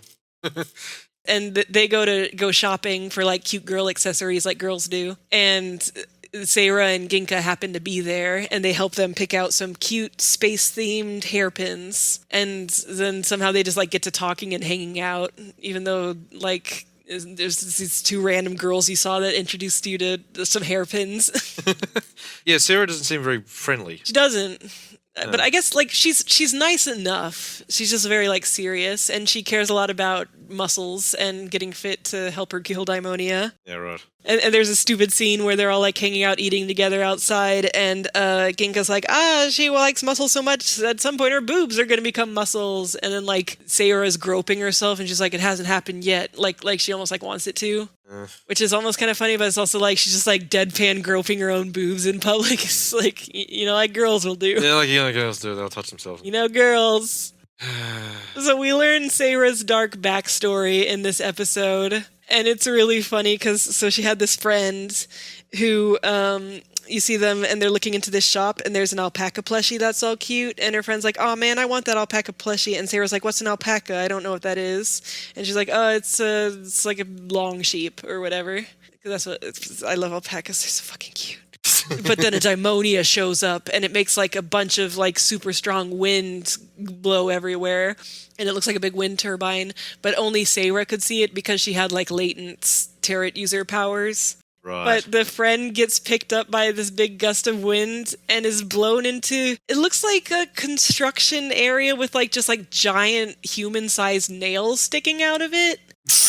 And the friend is just blown into one of those and impaled on it. Jesus. Yeah, it's suddenly like, whoa, fuck. And like you don't see the moment of impact, but it's still like, like Jesus. Yeah, that's okay. So that seems more brutal than the show's been up to this point. Yeah, and it's also like that's way more powerful than we've seen Daimonia being. Like they've been doing subtle things that you could count as accidents. Yeah. But someone being picked up by a tornado and blown into like this giant nail suddenly does not seem like something to be like, weird accident. Yeah. 1 in a million. Yeah. Yeah. That's way more like. It's fucking weird. Yeah. You just got hit by a pinwind, and yeah. Is that literally all we learn about this friend? That she thought alpacas were cute, and then she's dead? Yeah. It's really, like, it's just to give Sayra a reason for why she hates Daimonia so much. It's because they killed her friend. So they made her a friend just to get her fridged. Yeah, her friend Fridge-chan. So she ends up meeting back with those two schoolgirls again because it turns out that one of the schoolgirls accidentally put her phone in Sayra's bag, which seems like a very, what do you call it? Like unlikely thing to get them to meet back up. Yeah, it doesn't. Contrived. That's the word. Contrived. Yeah, that's the word. Yeah, yeah. But hang on, it wasn't deliberate. Like it wasn't one of the girls doing that deliberately. No, it was just like, oops, I accidentally put my bag in your or my phone in your bag instead, so we have to meet up so that she can give her phone back. What? Okay. Yeah, it's just an excuse for them to meet back up again. And then, but it turns out that shy schoolgirl is sick, and she suddenly she's like, oh, my something in my abdomen area, and she has to go into the hospital. And Rough Friend explains that, she's always been sick and she needs a donor for some part of her, but they haven't been able to find anyone. And Sarah's like, you just have to do what you can for your friend. You got to do whatever you can for your friend. But then when Sayra's gone, you see evil nurse form of the Cerebrum bad guy, and she's like, I can give you the power to help your friends. No. Yeah, and she's like, oh, just like Sayra said, I gotta do my best for my friends. And so she becomes a Daimonia. But, okay, so far the Daimonia, when a person becomes a Daimonia, it's because they want to harm other people. Yeah. This girl had, like, the best of intentions, which makes it weirder. Because, like, it seems like in a Daimonia form, all you really get to do is harm people. Yeah, and it made more sense with, like the other people who, like, hated specific targets. So it's like, okay, I'll become a Daimonia to deal with them. Yeah, yeah. But this girl is just like, she just made a deal with the devil that is unrelated to her being hateful or angry or anything. Yeah, but that makes me wonder, like, how did they get this girl to do evil shit then? Yeah, it doesn't matter because they get the horror music stinger and they go to the astral plane and she's there and they're like, what, is that her? And Akari's like, you should listen to her voice or else you'll regret it if you never get to hear her out. And so they hold hands, and Seira's able to hear the schoolgirl's voice, and she's like, sorry, they gave me an offer I couldn't refuse. I wanted to help my friend, and they said that they could help my friend. But now Seira can't kill her, even though she's been so gung-ho about how, they need to kill him. And Akari kind of calls her out. She's like, see, you're the one that lacks resolve, bitch. Does Akari kill her? I do think Seira kills it. Oh, yeah, because Akari calls her out and she's like fighting her, and then Sarah's like fine, and so she kills Evil Girl. But has this girl actually hurt anyone or anything yet? We don't see that. We only see the astral plane version of her, because they realized like, wait, who would she be targeting or what would she be doing? Let's just not worry about it. We'll just skip right to the astral plane and then not show her real life version. Because it's like, we grant you the wish. Okay, now I'm a Daimonius, and she's just kind of standing there going, okay, now what? What do I do? Yeah. I guess I'm a big Mantis person now. I don't know. What do? So what? They just ignore that part. They just skip right around it. Yeah. That's pretty What matters is she's a monster now, and Sarah got to have a talk with her, and now she also is glad that she got to hear her out. But then suddenly they show the other schoolgirl. They visit her at the hospital, or Sarah does, and apparently suddenly a donor for the part showed up because someone died. So I guess maybe the idea is that that rough schoolgirl wanted to kill someone so that they could donate to her. Oh. But that's very unclear. They never show her having a target of her stuff. It's just like suddenly someone showed up from somewhere. So I didn't know if the bad guys just arranged that for her as part of the deal or what. They should have gone for that. Like if it becomes like a monkey's paw thing where you lose control a bit. And it's like, well, you got that. This is one way of getting what you wanted, but maybe it's not the way you wanted to do it, because it seems like nobody who gets turned into a Daimonius is happy with how things turn out. Right. So why not just do that? Why not have her kill someone, and then obviously she's not happy that happened, but she was just doing her best. And yeah, I don't know. Maybe they suddenly realize, like, wait, it doesn't make any sense for her to know who she has to kill to find a donor for this part. Yeah, maybe, yeah. And so they were just like, fuck it, we'll just skip past it. Yeah, let's just not do it. Yeah. Yeah, and for a second I was like, wait, but is she the person who died and became the donor? Because you do see a bloody body of Fuyuna back in episode 1. Right. But then everybody forgets them and they stop existing. So I guess maybe at some point that body just despawns, but we don't see that. Yeah. So who fucking knows? Yeah. That's what I wonder, because do they actually cease existing, or is it just that people forget? I don't know, because at the end, everything that they owned must disappear, because otherwise, like the aunt and uncle, what would they think about the fact that they just have a room full of like some kid's stuff that they don't remember? Yeah. There's a lot of logistics that you could have erased with, well, we've got magic, why don't we just make them cease to exist? Yeah. But so, start of Ep 7, Akari is going to work out with Seira, because now they kind of understand each other. Right. But Luna's jealous. She doesn't like that they're hanging out together. Oh, no. Because she's so gaze. You see the two fancy ladies in their office with the crow familiar and the cat familiar. And the crow familiar and the cat familiar give them reports sometimes from headquarters. Right. And they just like kind of open their mouths. Like they talk, the animators must have loved it, because the way the crow and the cat talk is that they open their mouth and then just keep their mouth open while they're saying whatever they're saying. They don't have to do lip flaps. It's so cheap. Yeah. So the crow was like, the Moscow branch reports that the lover's card person is dead. And they're like, what? And they're like, she's been annihilated. And they're like, what does that mean? Who knows? Time for vacation. Vacation. Yeah, all the girls go on a field trip together. Right. Just alone, to like some town or whatever, and they're all having stupid vacation hijinks. But Akari's getting along really well with Ginka and Seira, and Luna's super jealous gay about it. She doesn't like it. Like Akari drops her meat bun, and then Seira offers her meat bun, and Luna's like, fuck, I wanted to offer her my meat bun, god damn it. Is that a euphemism? You can have both of my meat buns. Because then she offers Akari her meat bun, and Akari's like, no, I'm full now. And she's like, fuck! So, shit! Is Akari aware that Luna is this into her? Or is it? Oh, of course not. Akari is way too pure uwu. Yeah, typical anime oblivious protagonist.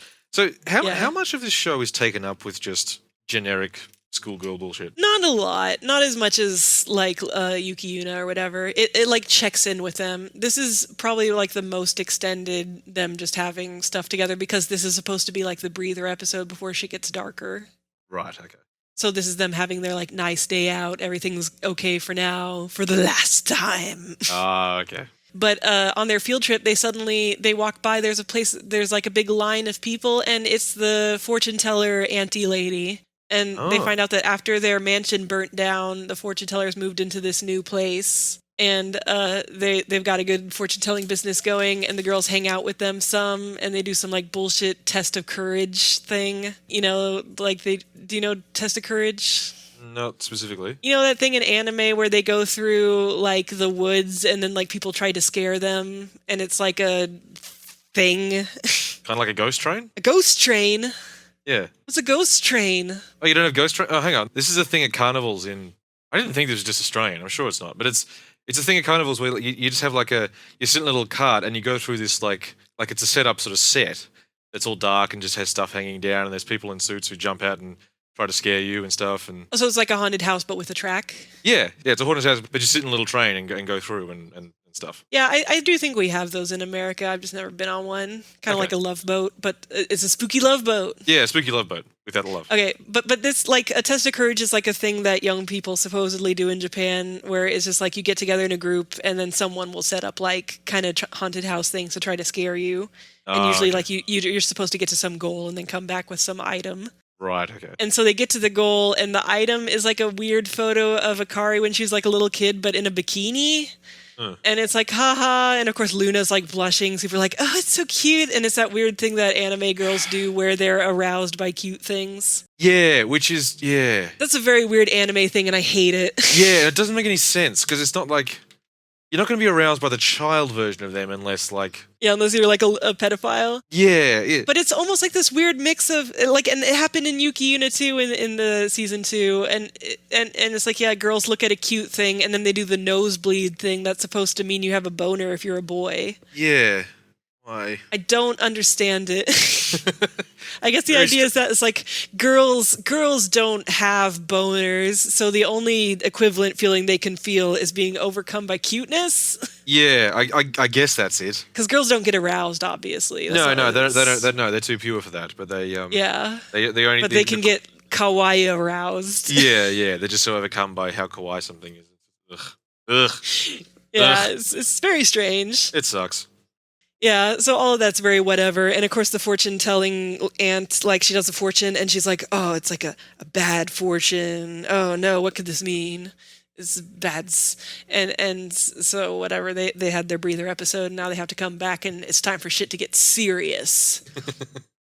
So suddenly they introduce this very new plot element where you find out that the lover's card person got annihilated, and how that happens is that it turns out every daimonia is controlled by a different tarot card, just like they are. And if you meet and fight the daimonia that's the same tarot as you annihilate each other and you both stop existing. Oh. So you like cancel each other out. Right. And apparently this has just never happened before because maybe the daimonia have been avoiding coming across the same tarot as them. Yeah, well, it seems like a mutually, like, just send the other girls. Like, but I guess maybe like the tarots are only like ringleader daimonia, and they've just never come across the ringleader daimonia ever. Yeah, because they like show the ringleader daimonia and then like branching out all the like random daimonias you meet, because they just thought it was like a virus that just happens, I guess, kind of naturally. But then you find out that there's like super daimonia that like infect people on purpose. Right, like that kid, I assume, the evil boy. Yeah. So he's a specific tarot? Yeah. We'll get to that. Okay. But so they're like, if you run into someone, if like your opposite tarot, evil daimonia, the fancy ladies say like, don't fight them, just run. Like, we don't want you dying. And the two familiars are like, headquarters doesn't agree with that. And she's like, fuck you. I don't want the girls to die. You can tell like she has very strained relations with HQ. Okay, so it's potentially HQ's idea is that this is a way of permanently getting rid of the daimonia? Yeah, see, that's another thing I didn't understand. Like, if you were able to kill those 21 tarot masters, then are daimonia no longer a thing? We don't know. But you would have to sacrifice 21 girls to do that. Yeah, but still seems like a good investment. Well, yeah, if considering that otherwise it's just an endless battle and they can make as many Daimonia as they want, whereas you can't make a Tarot equivalent. Yeah. Yeah.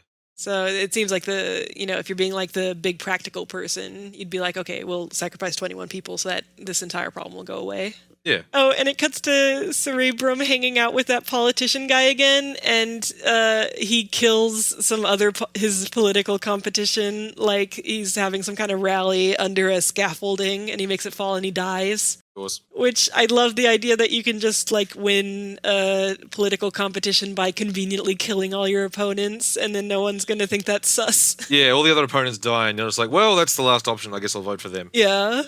So all the girls are like torn up thinking about like, oh, if I came across my anti-self, would I be able to kill them or wouldn't I? And so, of course, since they just found out about that, as soon as they go into the astral plane this episode, anti-Ginka shows up. Of course. And anti-Ginka, it's just like if you hit color invert in Photoshop. It's just that. Oh, okay. So she's just like black and blue with like the white outlines. That's a bit lazy. Oh, it's super lazy. It's like of all the boring things you could have done. Yeah. But at first they're attacking it, but then Ginka's getting hurt. So it doesn't matter who hurts it. It'll still hurt Ginka. Oh, so if it dies, Ginka dies as well? Yes. Oh, shit. So I guess like these big Daimonia have just like never come out before and never encountered the heroes. So because Ginka's getting so beat up. Oh, and it's like they attack the Daimonia and like blood like spurts out of Ginka in that super like ridiculous anime way. Yeah, sure. Which I guess can kind of happen in real life, but it still looks funny. I mean, if it happens in real life, you're probably dead. Like if that much blood leaves your body, you don't have that much in you. I think. Nah. But well, look, maybe tarot users have extra blood. It's in the extra lore books. Yeah. To make them just super anime. Yeah. So they like teleport out. They can kind of like teleport out whenever they need to retreat. So they retreat and Ginka's all like beat up. And she's like, that was interesting though, my other self. And they're like, weren't you like scared and aren't you freaked out about this? And she's like, I don't know. Okay. And she goes back to talk to her dad, and you find out that like she feels like her character flaw is that she's always kind of wishy-washy. Like when everybody had strong opinions about the fact that they could hear Daimonia, she was like, I don't know if I think it's a good or a bad thing. I'm just kind of whatever. Okay. She thinks that's bad, that she doesn't have strong opinions. Yeah. But so she goes to fight her other self by herself. She's like, I'm going to go just take care of business. Right. And so she's fighting her other self, and the other girls show up, but there's like a magical hexagon barrier between them. And they're like, what are you doing? You're going to die. And she's like, yeah, whatever. So she stabs her dark self, and they die simultaneously. Or they go whoop, and then they're gone. They're gone. Okay. So that's what happens. All right. And people don't... It's not like when they kill Daimonia, nobody forgets about her. Because they're like, your existence will end, but even her dad and everyone still remembers her. Because her dad shows up and he's like, I kind of knew something like this might happen. What? Because he sent her off to like fight Battle Tarot School. Oh, okay. So he was like, I always worried something might happen to her. So people know what happens at the school, like that there are Daimonia and stuff. Some of the girls do because it runs in their families. So every girl except Akari was trained from like a young age to knowing that they were going to have this power. Right, okay. And Akari, I think she only didn't know because her mom chose to keep it a secret for reasons we'll find out. Okay. Oh, and they'd show a flashback at some point of Akari. She's like reaching for the tarot cards that her mom has on her bedside. And she's like, no, you can't touch this, Akari. Never touch tarot. Okay, so her mother wanted to keep her out of it. Maybe you shouldn't leave them on your bedstand then. Yeah, true. Yeah, but yeah, her mom didn't want her to get involved in this fight, but too bad. Yeah, right. Okay. So Ginka's gone now, and everyone's all sad about it. And so they all don't know what to do. And so while they're all figuring it out, Luna is especially scared, and she decides to go home for a while and kind of think about things. And she's from like a super fancy people family. So like a butler comes to get her and they fly home together. There's this weird part of Luna's backstory where she like had a twin that like disappeared. And I think she loves Akari because she reminds her of her sister so much. Because obviously twins are like gay for their twin, you know how they are in anime. Is this part part of the show's cover to say that, oh no, they were actually just really good friends, and that was... No, she's definitely gay. Oh, okay. Because, like, you know, they're getting into bed with your sister, if that would eventually became the thing, that would sort of make sense. Yeah. I mean, I do think there's that element of it. It's like I got in bed with you because you reminded me of my sister, but also I'm super romantically gay for you. Okay, fair enough. Because those feelings are not distinguishable at all. No different. So you see Cerebrum again, and he's talking to some mysterious council in like a weird room with a bunch of like Greek pillars, and you can't see who he's talking to because there's lights, like everything's so bright. And it's like, oh, who are these mysterious people Cerebrum work for? It's mysterious. But don't worry about that yet. So they show Luna back at her mansion, and suddenly Akari shows up. And before, Luna had invited her to come with her, but Akari had said no because she wanted to stay behind and like stay with everybody and think about things. But Akari's here now, and she wants to hang out with her, and they're having super cute gay times together, and Akari's being so supportive of her. And they're sleeping together. Okay. Do you know what's up with this? This is Cerebrum, isn't it? Yeah. Yeah, okay. How long do they tease this out for? It's really weird because it's like half the episode, and they have all these like genuine heart-to-heart moments, but especially like if you realize early on, or you know when you find out later that it's not actually Akari, it's like that makes all that really weird. Well, how does Cerebrum know details? Like, I don't know. I guess he's always spying on them. I think Cerebrum's just one of those, you know, like too powerful anime villains where he knows everything and can do whatever he wants. But also, yeah, like you say, it's sort of if those moments were actually heartfelt and nice, then it's sort of it's weird that he's going to that trouble. Yeah, and it's like why that just sort of makes that whole chunk of that episode not worth it. Yeah. Yeah. It's very strange. That all meant nothing. All right, fine. That was a wasted episode. Because what happens is they're like having this romantic moment on a bench at night because there's like a eclipse happening, and they're having a heart-to-heart, and then suddenly like Akari leans in, and suddenly like Akari's getting like too touchy and too personal space, and she's starting to talk all weird about how she likes her, and she's like, don't worry, I don't like Seira as much as you. Your feelings are much more important to me. And Luna's like, what? And then Akari stabs her with a knife. And turns back into Cerebrum, and he's like, haha, and then he shoves a Daimonia dummy card into her, and she becomes a topless werewolf person. And the thing is, you would think the fact that she's becoming a werewolf would mean that she can be topless and pantsless because now she's covered in fur, but she's not. It still looks like skin. Right. So magical girls can become Daimonia as well. Yes, but it seems like this isn't like a thing that usually happens. It seemed pretty easy to do, though, so I don't know why they've never tried that before. Yeah. Because she's just this naked person now, except she has like clothing around her waist and like her arms and stuff. Hang on, when you say topless, do you mean just like tits out? Her tits are just out and she's pantsless. Jesus. But, you know, like there's no detail. Like it's just like round, you know, like basketball boobs and then like just like undetailed crotch. But it's like suddenly, again, this is a very horny concept, but it doesn't look all that sexual because of the style, but it's still like, why did you suddenly introduce this in episode fucking 9? Suddenly we just have like these running around naked people. Yeah, this is a weird show. This is a real weird show. So she's like this wolf now, and she's like panting, and he's like, I'm going to put you to work for me. And that's end of episode. Is she stuck in that form? Yes. So now she's like this mind-controlled werewolf person. Right, okay. Next episode starts with Ginka and Seira, and they're being called to the astral plane because they got to fight. But they're like, we also feel like a tarot card user presence along with a Daimonia presence. They're like, what could that mean? And they're like, it might be a tarot card user or something. Oh, and so they show up, and there's, you know, naked werewolf Luna, and they're like, what? Do they know it's Luna? Yeah, I mean, it very obviously looks like her still. Okay. Except that she's, you know, like a little more like fangy and evil looking and topless and has like big wolf claws. Right, okay. And she's like, nah. And they're like, Luna, what? just what?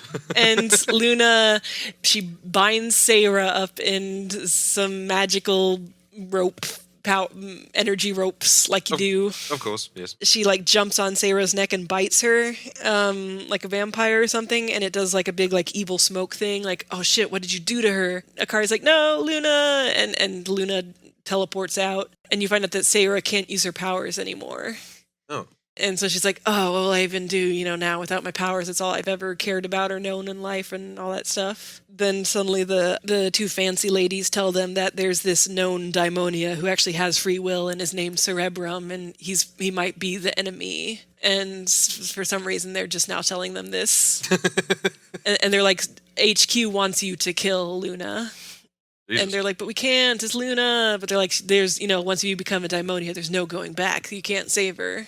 Right. In the meantime, because everyone else is either dead or a daimonia or depowered, Akari has to fight monsters alone. Oh, and also at some point earlier, they show the witch girl and the jester girl, and they're fighting, and their doubles show up and beat the shit out of them. So they're back at HQ, but they're out for the count. Just quickly, those guys stuff. Sorry, bye. Yeah, let's just get them out of here.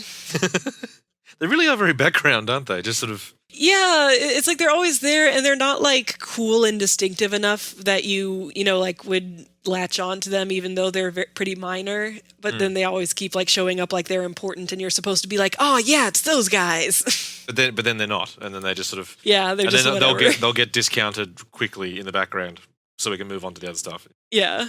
Now Akari has to fight alone, and she has to take care of all the business, and you see her getting like progressively more worn out, and she's just feeling like shit. And Cerebrum has werewolf Luna chained to a couch. Okay. It's fucking gross. More bondage, sort of. Yeah, but it's just like an ankle chain at least. Like she's like, wild animal. Luna shows up to fight Akari again, and you can totally see the shape of her nipples in some of the shot in this scene only. It's like someone didn't get the memo that it's supposed to be no nipple. And of course, Luna gets Akari in some bondage. But to be fair, like this is just like big ropes like around him in a circle. It's not like super sexy. Yeah, but we've established this is what this is. Yeah. Yeah. And it's just super funny that everybody has secondary bondage powers. There's nobody, you can't not do bondage. It's very important. But so Akari's calling out to her, and she's like, "Don't what? And this isn't you, Luna." And Luna's like, "Come back with me and be a daimonia with me, and then we can be together." And Akari's like, "No, I want to be with the real Luna. This isn't you." And Luna like snaps out of it for a bit, and so she lets Akari escape. So it's like, oh, she teleports back to Cerebrum. He's like, I guess you still had some human heart in there after all. And Cerebrum's like, all right, time to take care of these people. So he calls his politician friend, and he asks him to spread a rumor for him. And it's like, what's that going to do? But meanwhile, Akari is visiting her mom's grave, and there's a creepy little girl there. And you can tell it's Cerebrum because she, like every person he turns into, has the same hair and eye color.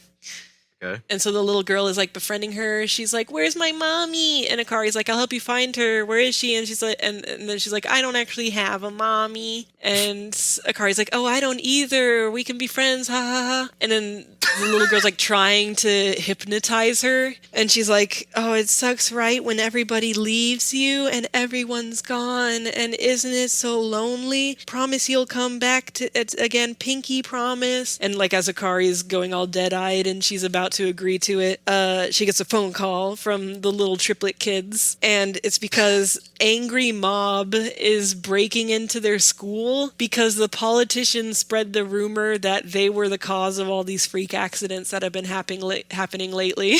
How? And I guess the people of the town are just super fucking impressionable. Yeah, they're just really stupid. Like, how does that, a car crash, a scaffold collapsing, a bunch of other things, like, it was all that school, and so they just gone nuts. Yes. Like they've got like the pitchforks and torches, and they want to like break into the school and beat the shit out of them. We missed the segment where Gaston sung a very important song. Yeah. Yeah, Jesus. Yeah. Okay. So they all escape out the back, and like the mob breaks in, and you see them all like with like crazy smiles, just like smashing up the place with golf clubs and whatnot. Hang on, are they meant to be like... They're not possessed or anything. They're not. There's no magic at work. No. Right, okay. It's just very Burn the Witch. Yeah. Which is it's funny. It's in like a modern setting. Yeah, that doesn't work in... that doesn't work outside of... Yeah, okay. But meanwhile, at some point Sarah has gone missing and you don't know where she's gone, and they're like, maybe she just like fucked off because she feels so bad about the fact that she doesn't have powers anymore.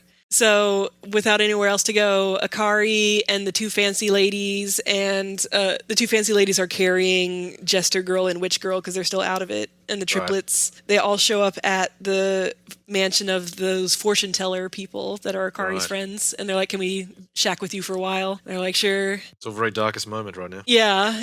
Oh, I can't believe it's come to this. So, Sarah somehow shows up at a ruined building that's where Cerebrum is keeping Luna chained up. What? And Cerebrum is there, and he says, oh, I thought Akari would be the one to show up first, but here you are. And I don't know how she found him or why she knew they were there. Yeah. She just figured it out. Yeah. Right, okay. Cool. She quote-unquote figured it out. What it is and what figuring she did, don't worry about it. Don't worry about it. She's here now. Story moving on. Moving on. Always moving forward. Yeah, fuck you. Yeah. So Luna is asleep on the couch, and he explains to Sarah that Luna hated her because she was jealous of her and Akari and thought that she'd take Akari from her because she loved Akari so much. And so he's like, here's this like crazy magical dagger. If you kill Luna with it, I'll give you your powers back. And don't you want to do that anyway? She's a daimonia and she can't turn back. So don't you want to kill her? I'll leave you alone with her and she'll be knocked out for the next couple hours with like drugs, daimonia drugs. Right. So you take care of that if you want your powers back. And he teleports out and leaves her there to consider whether to kill her. And the triplets go back to HQ and they're like trying to find her with their weird machine shit that's never explained.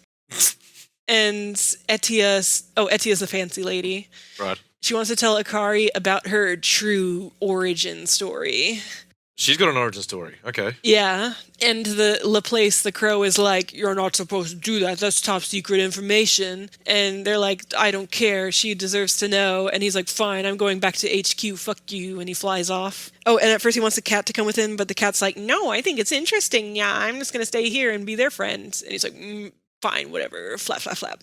Okay. And so they tell Akari about her mom's backstory, which is that her mom fell in love with a guy that worked at their HQ who was like researching or whatever and got pregnant, but then they found out that he was a daimonia. Like, I guess he was already infected with daimonia disease. Right, when he got her pregnant. Yes. So Akari is half daimonia. And that's why she can hear their psychic voices, is because she's half daimonia. Okay. I don't hate that. Yeah, it's fine. Yeah. But they treat it like a big deal, like, oh, what does it mean that you're half daimonia? And it's like, doesn't seem to affect her at all, other than she can hear their voices, so it seems fine. Because they're like, if you chose to side with a daimonia rather than humans, I guess that's your choice, since you're also half of them. And then she's like, no, they kill people, so probably not. Yeah, I was going to say, what side is that? It's just they're just a bunch of monsters who kill people and suck. Like, that's not... Yeah, that's never going to be a choice. Like, yeah. Yeah, why would she feel any loyalty to them? Yeah. I feel like they do this a lot in anime where it's like family is going to be is always a big deal in terms of like picking sides and shit. Yeah. You know? And it's sort of like, it doesn't, I don't know. And it feels like that should be like a difference in Japanese culture. And like, I do know that they definitely value family more than fucking America does, where, it's always like, you have to strike out on your own as soon as possible. And if you live with your family, you're fucking pathetic. Fuck you. Yeah. But it's not to the extent where it's like, family would bubble. You kill 500 people if your dad told you to? No. I feel like more dads would take advantage of that if that was the case. But they're like, so the daimonia probably want you because you're special, so they might have tried to contact you already, and she remembers that little girl, and they're like, what? It already happened? Whoa. And she's like, I'm going to go back and talk to the daimonia and try to reason with them or whatever, negotiate with them. Okay. So she goes back to the graveyard. Seems like a waste of time, but okay. Yeah. So she goes back to the graveyard where the little girl is, and she's like, I know who you are, you're Cerebrum. And so he starts talking to her with his actual voice, but stays in his little girl body, which I think is supposed to be like creepy, but it just ends up being kind of funny. Especially because there's a lot of frames where the little girl isn't very well drawn. So it's kind of like this like crappily drawn little girl talking with like a, hey, I'm the evil villain guy voice. And he's like, you're so nice, but everybody hates you because it's hard to be around someone so bright. It makes the shadows longer. Buh. What? Because she's the sun, and she's too bright. She shines too brightly. Yeah, that's totally how people feel. Yeah. Yeah. Yeah. And then meanwhile, Luna wakes up because Sarah hasn't been able to bring herself to kill her, and she's just like crouching in a corner being sad. And so Luna wakes up and is like, rah, I'm going to attack you. And Cerebrum was like, I'll free Luna and give Sarah her powers back if you come with me to my evil Daimonia lands. And then end of the episode. Right. So we got 2 more episodes to go, and with the beginning of the penultimate episode, he's like, I want you to come with me. He's still in the little girl body. Yeah. And he's like, I want you to mate with. And then it plays the OP. Oh, God. Aww.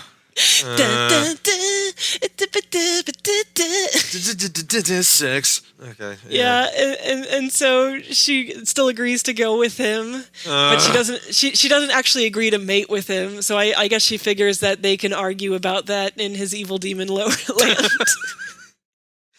Okay. Yeah. He brings her to this evil demon tree realm called the Classidra or something. Hang on. I don't think it's supposed to sound like the Clitoris. sex thing. Yeah. I think it's supposed to sound like a fancy Latin thing. Okay. Like it's like the Classidra or whatever. Okay. That could actually just be a coincidence. Yeah. Maybe. I don't. Yeah. And he's like, this is our cradle of the Daimonia. It's this evil tree, and I'm gonna do some weird thing to you, and then once this thing is done, we'll become one. And then it cuts back to Luna and Sarah, and they're fighting, and Sarah's like, no, I don't want to fight you, Luna. And then suddenly they're teleported to the Astrolux, and they're both okay, and Luna's a human again. So I guess at least he kept his promise. Oh, okay. So Which she has is kind of surprising, because it's like there's no need for him to. Yeah, I was going to say, it doesn't seem like they have to do anything for anyone. Yeah, I don't think they're bound by any kind of Cube genie magic. Yeah, or even in Cube's case, it's like he's willing to do the thing you want him to do. Like he will just do it. Yeah, which I guess these guys are too, but it's like, why when you're clearly evil Satan guy? Yeah, you're not. Yeah, I guess he's like, fair is fair. Especially when you can apparently just shove a Demonius card into someone and it makes them evil. Why did you ever negotiate with anyone ever?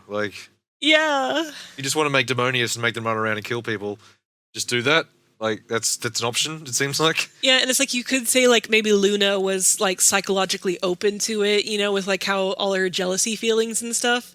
But then what about the girl that just wanted to help her friend that was in the hospital? We didn't really get any hint of her having dark feelings. Yeah, exactly. It's dumb. So you find out that Akari, it's time for her to undergo magical psychological torture, and the way that that's going to happen is she has to repeat that day that she killed Fuyuna over and over. Oh. So it's time for a evil magical time loop. Oh, okay. Oh, well, that's where we are. Yeah. Look, you got to do it. Yeah, you got to rip something off Madoka at some point. No, this isn't really a Madoka thing. I feel like this has happened in a lot of fantasy anime and magical girl stuff where it's a way to really show that our hero is super determined and won't be broken by even the most horrible thing that they have to have happen to them psychologically. So this is a pretty typical bullshit thing. And to be fair, the Madoka time loop thing, back when I first watched Madoka, I actually didn't like episode 10 because I was like, oh, they're just ripping off Higurashi. Because Higurashi kind of is the trope maker for dark anime deadly time loop. And I feel like Madoka was one of the first other anime to be we'll just do that too. And now it's it's its own genre. Yeah, yeah. But back then it felt more novel to rip it off. But that's proof that you can do something that's already been done if you do it really well. Like, Yeah. if you pull it off, then no one gives a shit. Like, you did a cool thing. Yeah, because like Steins Gate is also great and kind of pulls from that and whatnot. Yeah. It is a very compelling plot thing, the whole deadly time loop. Yeah, But that's a whole other thing. That's not really what's happening here. It's more just like a psychological torture thing. Okay, cool. It's just torture. Cool, rad. Yeah, don't worry about it. Yeah. So they're back at headquarters, and the cat is explaining to them, like to the fancy ladies and Sarah and Luna, that they're in the Classidra, which is like, there's the Astrolux, and then the Classidra is like the next level shit. And it's like super, whoa, who even knows what could happen there? Okay. And it's like, okay, whatever. And then, so they cut back to Akari, and she's in the first, like, loop, and she's getting to the point where Fuyuna comes in as a daimonia and tries to choke her to death. And, like, when Akari is being choked here, she makes fucking crazy-ass, like, that super over-the-top, way too many lines, like... It's very Higurashi no Nakukoroni, like, you know, like just like that kind of horror face that looks like it's drawn in a different style. Yeah, I think it is. And it's very like over the top, and she's just like, and it's creepy. So, hang on, why is she letting herself be choked because she doesn't want to kill her? Yeah, I guess she's just like freaking out or whatever. But I do think she still kills her because that's what happens. It doesn't really matter. I was gonna say, does she have a choice, or is it just like can she choose to just die instead, or? Yeah, I guess it doesn't really matter either way, because either way, like it just, you know, like repeats. Yeah. But she wakes up like in a bed, and there's a lot of light streaming in. I guess it's just her bedroom, and Cerebrum is there, and he's like, accept me or I'm gonna keep looping it. And she's like, I'll never accept you. And he's like, I'm okay, but every time you repeat it, your heart's protection, each layer will be removed like an onion, or like Shrek. And soon your heart will be exposed to me, and then I guess he'll fucking get her pregnant or something. That's how that works, I guess. I was like trying to look up the word that he used to be like, does mate have the same connotations? I'm pretty sure it does. Because it's just so weird, because like he's like, I want to become one with you and whatever, and I was like, maybe he means like in a magical way, but no, he totally wants to get her preggers. Yeah, creepy. So Sarah and Luna are gonna go to the astral planes, Classidra place, to save her. They're going to the clitoris to stop her from getting pregnant. don't call it a clitoris. They're going to the evil tree land to save her, and they have like a talk while they're in the teleportation zone. And Luna's saying like, I'm sorry, Sarah, there were so many bad things I felt. And Sarah's like, I heard all about it, but you know what? The old me wouldn't have accepted that kind of weakness from you, but the new me will. Like, it's fine. And I was like, oh, that's kind of cute. Yeah. Oh, so Akari is like trying to understand why Fuyuna hated her so much. And apparently it's because Fuyuna hated that Akari would try to force her way into other people's business. Like she's like, I can solve everything. She's that kind of person. Right, okay. So like Akari tries to talk to Fuyuna about why Fuyuna's feeling down, and Fuyuna's like, it's not any of your fucking business. I hate that about you. And so Akari kind of like gives up talking to her for that loop, and then you are choking Akari to death again, and it's wonderful. Fuyuna really sucks, hey. Yeah, I mean, I guess, you know, like she was probably just going through like an angsty, jealous teen phase, but yeah, I suppose. Since she got taken over by an evil magical demon, she never got to work out those feelings. I guess, yeah. It's just funny that what seemed like the smart, shy glasses friend character ended up being like a semi-serious antagonist in a way. Yeah, and it's weird because we didn't, like, she spends so much of the series torn up about it, and kind of like they keep coming back to the fact that she had to kill this person she loves so much. But we saw very little of her before she went to kill Akari, and we never really got, you know, like we never got those moments that are supposed to make you like her. Yeah, I know. Yeah, I don't feel any sympathy for her at all. Like, yeah, like reasonably I should. It's just I don't know her. All I know her as is the thing who made a deal with the devil so she could kill her sort of adoptive sister. Yeah, and that's all they really show of her, so it's like, whatever. Yeah. Kill her, cool, I don't care. Yeah.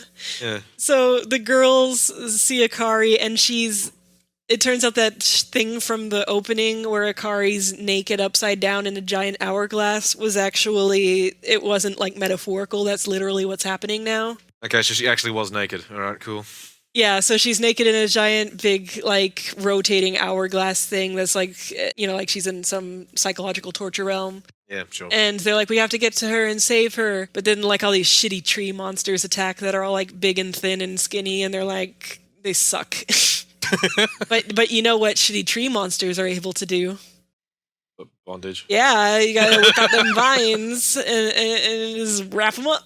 Yeah, cool. Okay. Wrap them up, wrap them up. Yep. Yep. So then Laplace the crow dramatically shows back up to the fancy ladies, and he drops a key, and he's like, I brought this. And they're like, what? So they're letting us do something? And he's like, apparently the headquarters thinks it will be bad too if Cerebrum is able to fuck Akari, I guess. I guess, like it'll throw the powers out of balance. Oh, because at some point it becomes clear, you see the crow and he's talking to HQ, and it's the same people who were talking to Cerebrum, the like evil off-screen council. So they're all the same people. Yeah. So there's okay. So it's a balance must be maintained type thing. I guess. I don't know. We don't learn about that's for next season. Okay. All right. Yeah, it fucking sucks. Yeah. It's like, why are you bothering with any of this? I don't understand, but it doesn't matter. Yeah. So, what matters is that they're assholes. They're like the Taisha from Yuki Yuna. Yeah, sure. Yeah. The generic assholes in charge. That's like, yeah. Yeah. That's a trope. Sure. So Luna and Sarah are, they're getting bondaged by the evil tree guys, and the evil tree guys turn into one big tree guy for convenience. And Ginka shows up. He's with magical girls and rapey trees. Look, trees, they love to marry you. Yeah, trees want to marry him. Why? If you're a magical girl post Madoka, don't trust trees. Don't go near trees. They want to fuck you. Yeah. Yeah, they want to marry her. But Ginka shows up. You weren't properly excited for Ginka being alive. Sorry, I didn't. Yeah, no, Ginka. Oh, she's back. Yeah. Yeah, blonde girl, she's back. Yeah. And I mean, she is pretty likable. She was like, like the fun Genki friend, whatever. Why is she back? Well, she'll explain next episode. Okay. And Akari, you see her, so she's been looping for a while, and she just like looks all like dead inside and tired as fuck, and she looks like shit. And so I was like, oh no, I guess she's breaking down. Her heart onion is almost completely peeled. So, episode 13, final episode. Ooh. Oh, you see the evil council guy. Or no, you never see the guy, but you see the evil council room light thing. And they explain that the Daimonia, what they really want is to exist, like, not as just something that possesses people. They want to have their own, like, life and bodies and everything. So that's why they're hoping that if he mates with Akari, then, maybe you can have, like, just Daimonia babies, like a person would have babies. Right. And start a line of Daimonia. Oh, and he says, like, they want to escape the tragedy of telomeres, which, like, telomeres are those things in your DNA that get shorter as you age, and, like, people think they're one of the main reasons that you can't not die of old age. So I don't know what that has to do with anything. Yeah, okay. It's just a concept. So hang on, wait a minute. It's already demonstrable that they can mate with humans. But I guess that was just like a guy possessed by Daimonia. He wasn't like... But they're saying she's half Daimonia, right? Yeah. And what is this? What is Cerebrum if not a Daimonia? And also a person walking around. I don't know. Yeah. I don't know, because like they just say he's unusual because he's a sentient Daimonia, but then the people who are possessed and turn into Daimonia are also Daimonia, but he doesn't seem to have he never was like a human person. Right. Probably. It's possible he's her dad. Oh. It's okay. possible. Right. Because I kept waiting for them to reveal that the evil council man was her dad. But you think her dad's definitely going to be somewhere in this series? Yeah, because why not? And what happened to the mum? The mom died. She's just like, she was one of those like in bed moms that dies. Oh, okay. Just in bed dead anime mum. Yeah, I don't know why I guess she just got unrelated disease or something. They didn't imply that she was dying because like her powers or something. Yeah. They just got unrelated anime mom disease. Yeah, sure. So, finally there's a loop in Akari's psychological loop land where she's crying at her mom's grave because she's so sad about how fucked up everything is. And Fuyuna actually, like, she's like, oh, it's an Akari that I can maybe kind of relate to or talk to. So she, like, actually tries to comfort Akari about her dead mom because she just thinks that she's really sad about how her mom died. Okay. Oh, meanwhile, Ginka explains how she's alive. It turns out that her and her anti-self got teleported to this higher plane place and were just like fighting each other eternally. But then she heard Akari's voice somehow, and then she broke out of it, and now she's fine. And the other ones are still there, or? Oh no, I guess like she stabbed her anti-self to death and was like, I'll accept you or something. You know, like some generic thing like that. And now they're able to... It's fine. This thing's really playing fast and loose, eh? Yeah, like, they keep introducing these concepts and then only using them once. Yeah. Like, something I skipped over is that they invented, when they found out about these doubles and how dangerous they are, they invented dummy cards that would summon, like, a fake of you to distract them for a bit, and they only use it once, and it doesn't help, and it doesn't matter, and why did you introduce this? And so it's just like with the other self thing, all they needed was for her to get transported to this plane where they think she's dead, but they introduced this whole other system that never matters again. Yeah, I don't mind shows where you like you go really wild with magic and just have like lots of, anything can happen, but you sort of, I don't know, it has to be grounded in some other way or something. I'm not sure. Yeah, and it's definitely, it's the kind of thing that presents itself like we are setting up these anime systems, like a shonen anime, that are going to be relevant, but then they're only relevant once and then they stop happening. Yeah. Every time you want to do something new, you just make up some new magic and then forget about it. Yeah. Yeah, cheap. Anyway.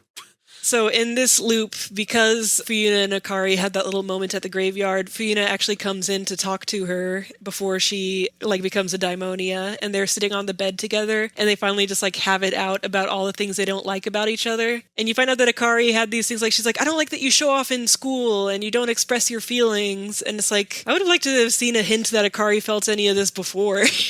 Yeah. She just seemed... She's just always like super Genki positive girl. Yeah, and now you find out she's actually angry about shit. Yeah, and Fuyuna hates her because she's jealous and she gets all the attention and she makes her feel like shit. And then like Fuyuna basically, admits that she hates Kari as an extension of hating herself because, she can't be as amazing and bright as Akari is. And Akari's like, I finally like understand you a bit, Fuyuna. But Fuyuna still becomes a daimonia, but she's like, all right, go ahead and kill me. And she's like, all right, I'm gonna kill you. And she kills her. Oh, but she still chokes her. She still chokes her a little bit, though. She gets a little bit of that chokey in. Okay, yeah, well, we know that's what we're here for. So, but at least the main character feels a little better about it now because she's able to understand Fuyuna a little bit in the end. And Cerebrum's like, "What? No, this wasn't supposed to happen. Humans can never understand each other. This is ruining my plans." God. And so he's like, "Fuck it." And so his arm turns into a big bundle of snakes. And like Yuki Yuna, it's time for snake bondage. God. But to be fair, he's just planning to kill her now. Oh, okay, all right. It's not to eat her soul, so we can all be wheat. Yeah, he's like, I guess you can't become the Avatar. I'll find someone else to do it, I guess, or whatever. There don't seem to be a lot of candidates for that. No. But he's like, I'm just gonna crush you to death with my snake arm. So the key that the crow had brought the fancy ladies from headquarters lets the fancy ladies use their magic, which I guess is sealed somehow by HQ because they're assholes. I was going to ask, are they also tarot people? Yes. So blue-haired fancy lady is the world and pink-haired fancy lady is judgment. They can't just go to the evil tree land like Luna and Seira did for some reason. They have to wait for like some specific timing when like the somethings align or whatever. So they use the key to unlock their powers, and the world lady summons a giant mirror, and Judgment Lady summons a giant, like, angel spirit, and the angel spirit, like, smashes through the mirror, and that's what, like, breaks Akari out of the evil hourglass. It's very strange. Yeah, just a random mirror gets smashed, and now we're good. but no, they like show Akari through the mirror. Okay, sure. Like she's like connecting her through place and time or something. But that's pretty Deus Ex Machina. It feels very rando, yeah. Yeah, I don't just- know why the world has a mirror, and Yeah, I don't get the connection there. and if they're supposed to be like, oh, we're like the ones that are so fucking amazing, powerful that we have to like be sealed most of the time, and then they break some glass. Yeah. But did they establish early on that those guys are sealed because they're dangerous or whatever? They imply that because they're like, we're kept in this cage, and like finally they're letting us out, but just for this one thing. Why are they kept in a cage? Why aren't they allowed to go out and fight? See, I feel like it has to be because they're supposed to be like so dangerous or whatever. Okay. Yeah, it's fucking whatever. So they shatter the hourglass, and our Akari is freed. She's naked though now. She's still naked, and What? What? it's hard to describe how stupid the next part looks if you can't see it. Okay. So all four girls are there, and Cerebrum's there, and he's and I'm sorry for anyone who's a big fan of the anime because it's pronounced Cerebrum, and I forgot that, but I don't care. Who cares? So he shoots a bunch of like little demon smoke balls at them. So they're like caught in like this demon smoke ball place thing. Yeah. And his face appears to each of them to try to troll them.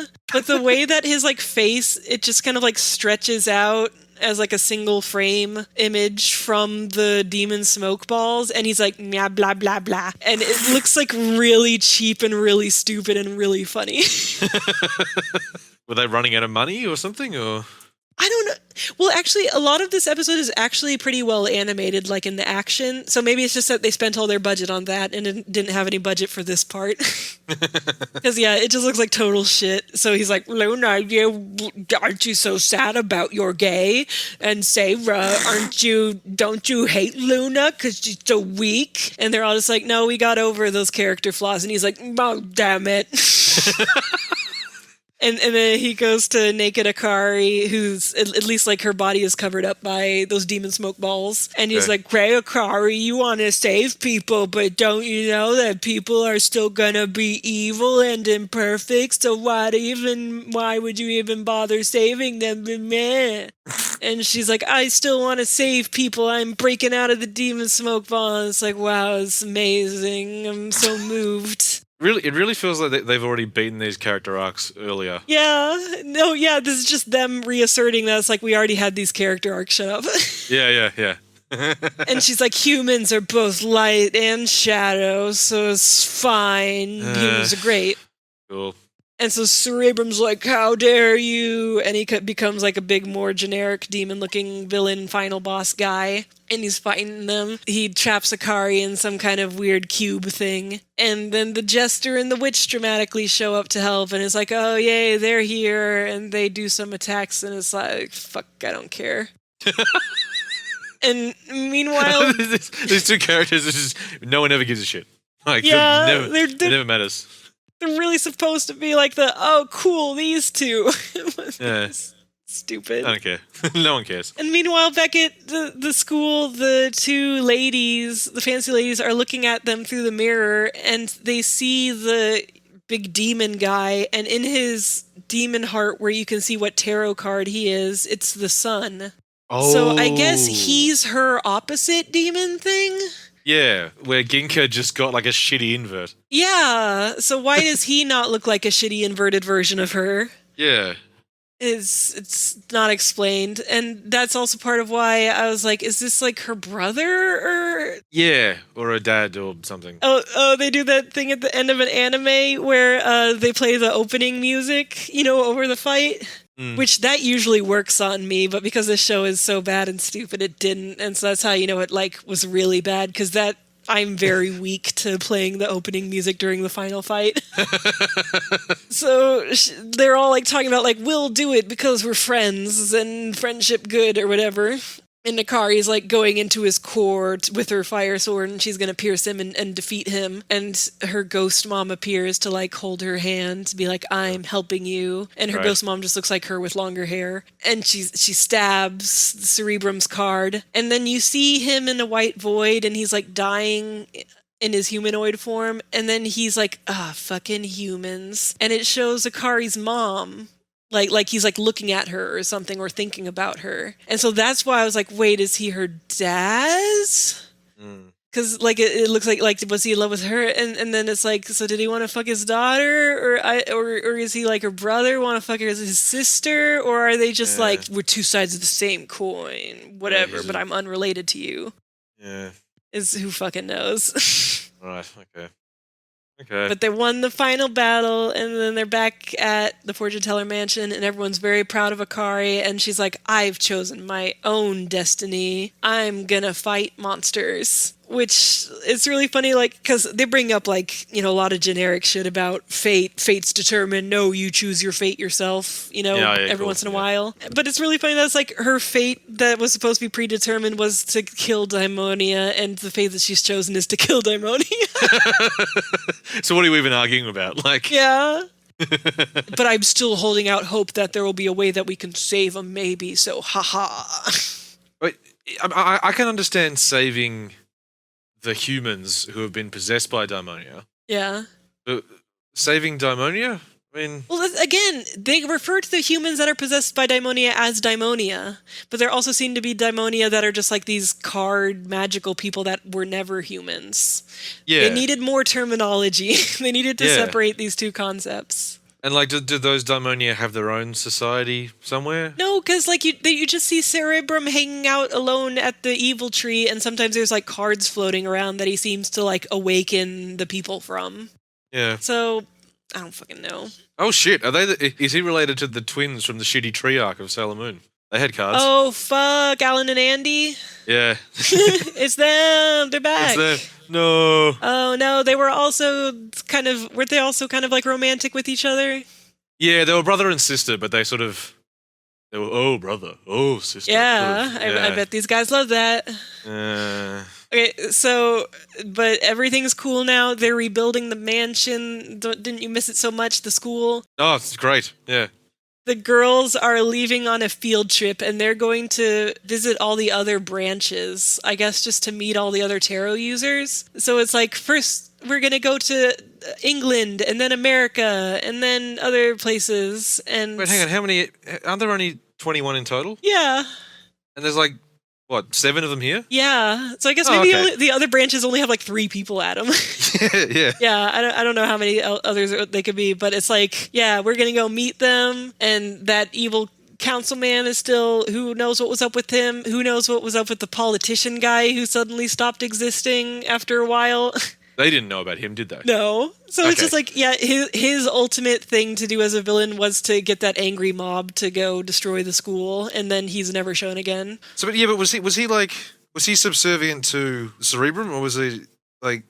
They just seem to kind of like each other. Yeah. At first, I thought Cerebrum might be his counterpart thing, because at one point Cerebrum turns into him and is like, we're 2 sides of the same coin or whatever, but I guess that was just him saying that they're both assholes. Okay. That was just him being dramatic in anime. Okay. Yeah, but then that's the end, is that they're going to go on to further adventures with other card people that won't happen because we didn't get a second season because it was a bad anime. Yeah, because it was a bad show, yeah. That's the end. Wow, okay. I mean, it's difficult to get invested in shit when they're just that loose with it. Yeah. Because anything can happen. It's just all over the fucking place. Yeah. Yeah, it just feels like one of those anime that's just like, they just set out to make anime, and what they put on screen was anime. There was definitely anime in these minds.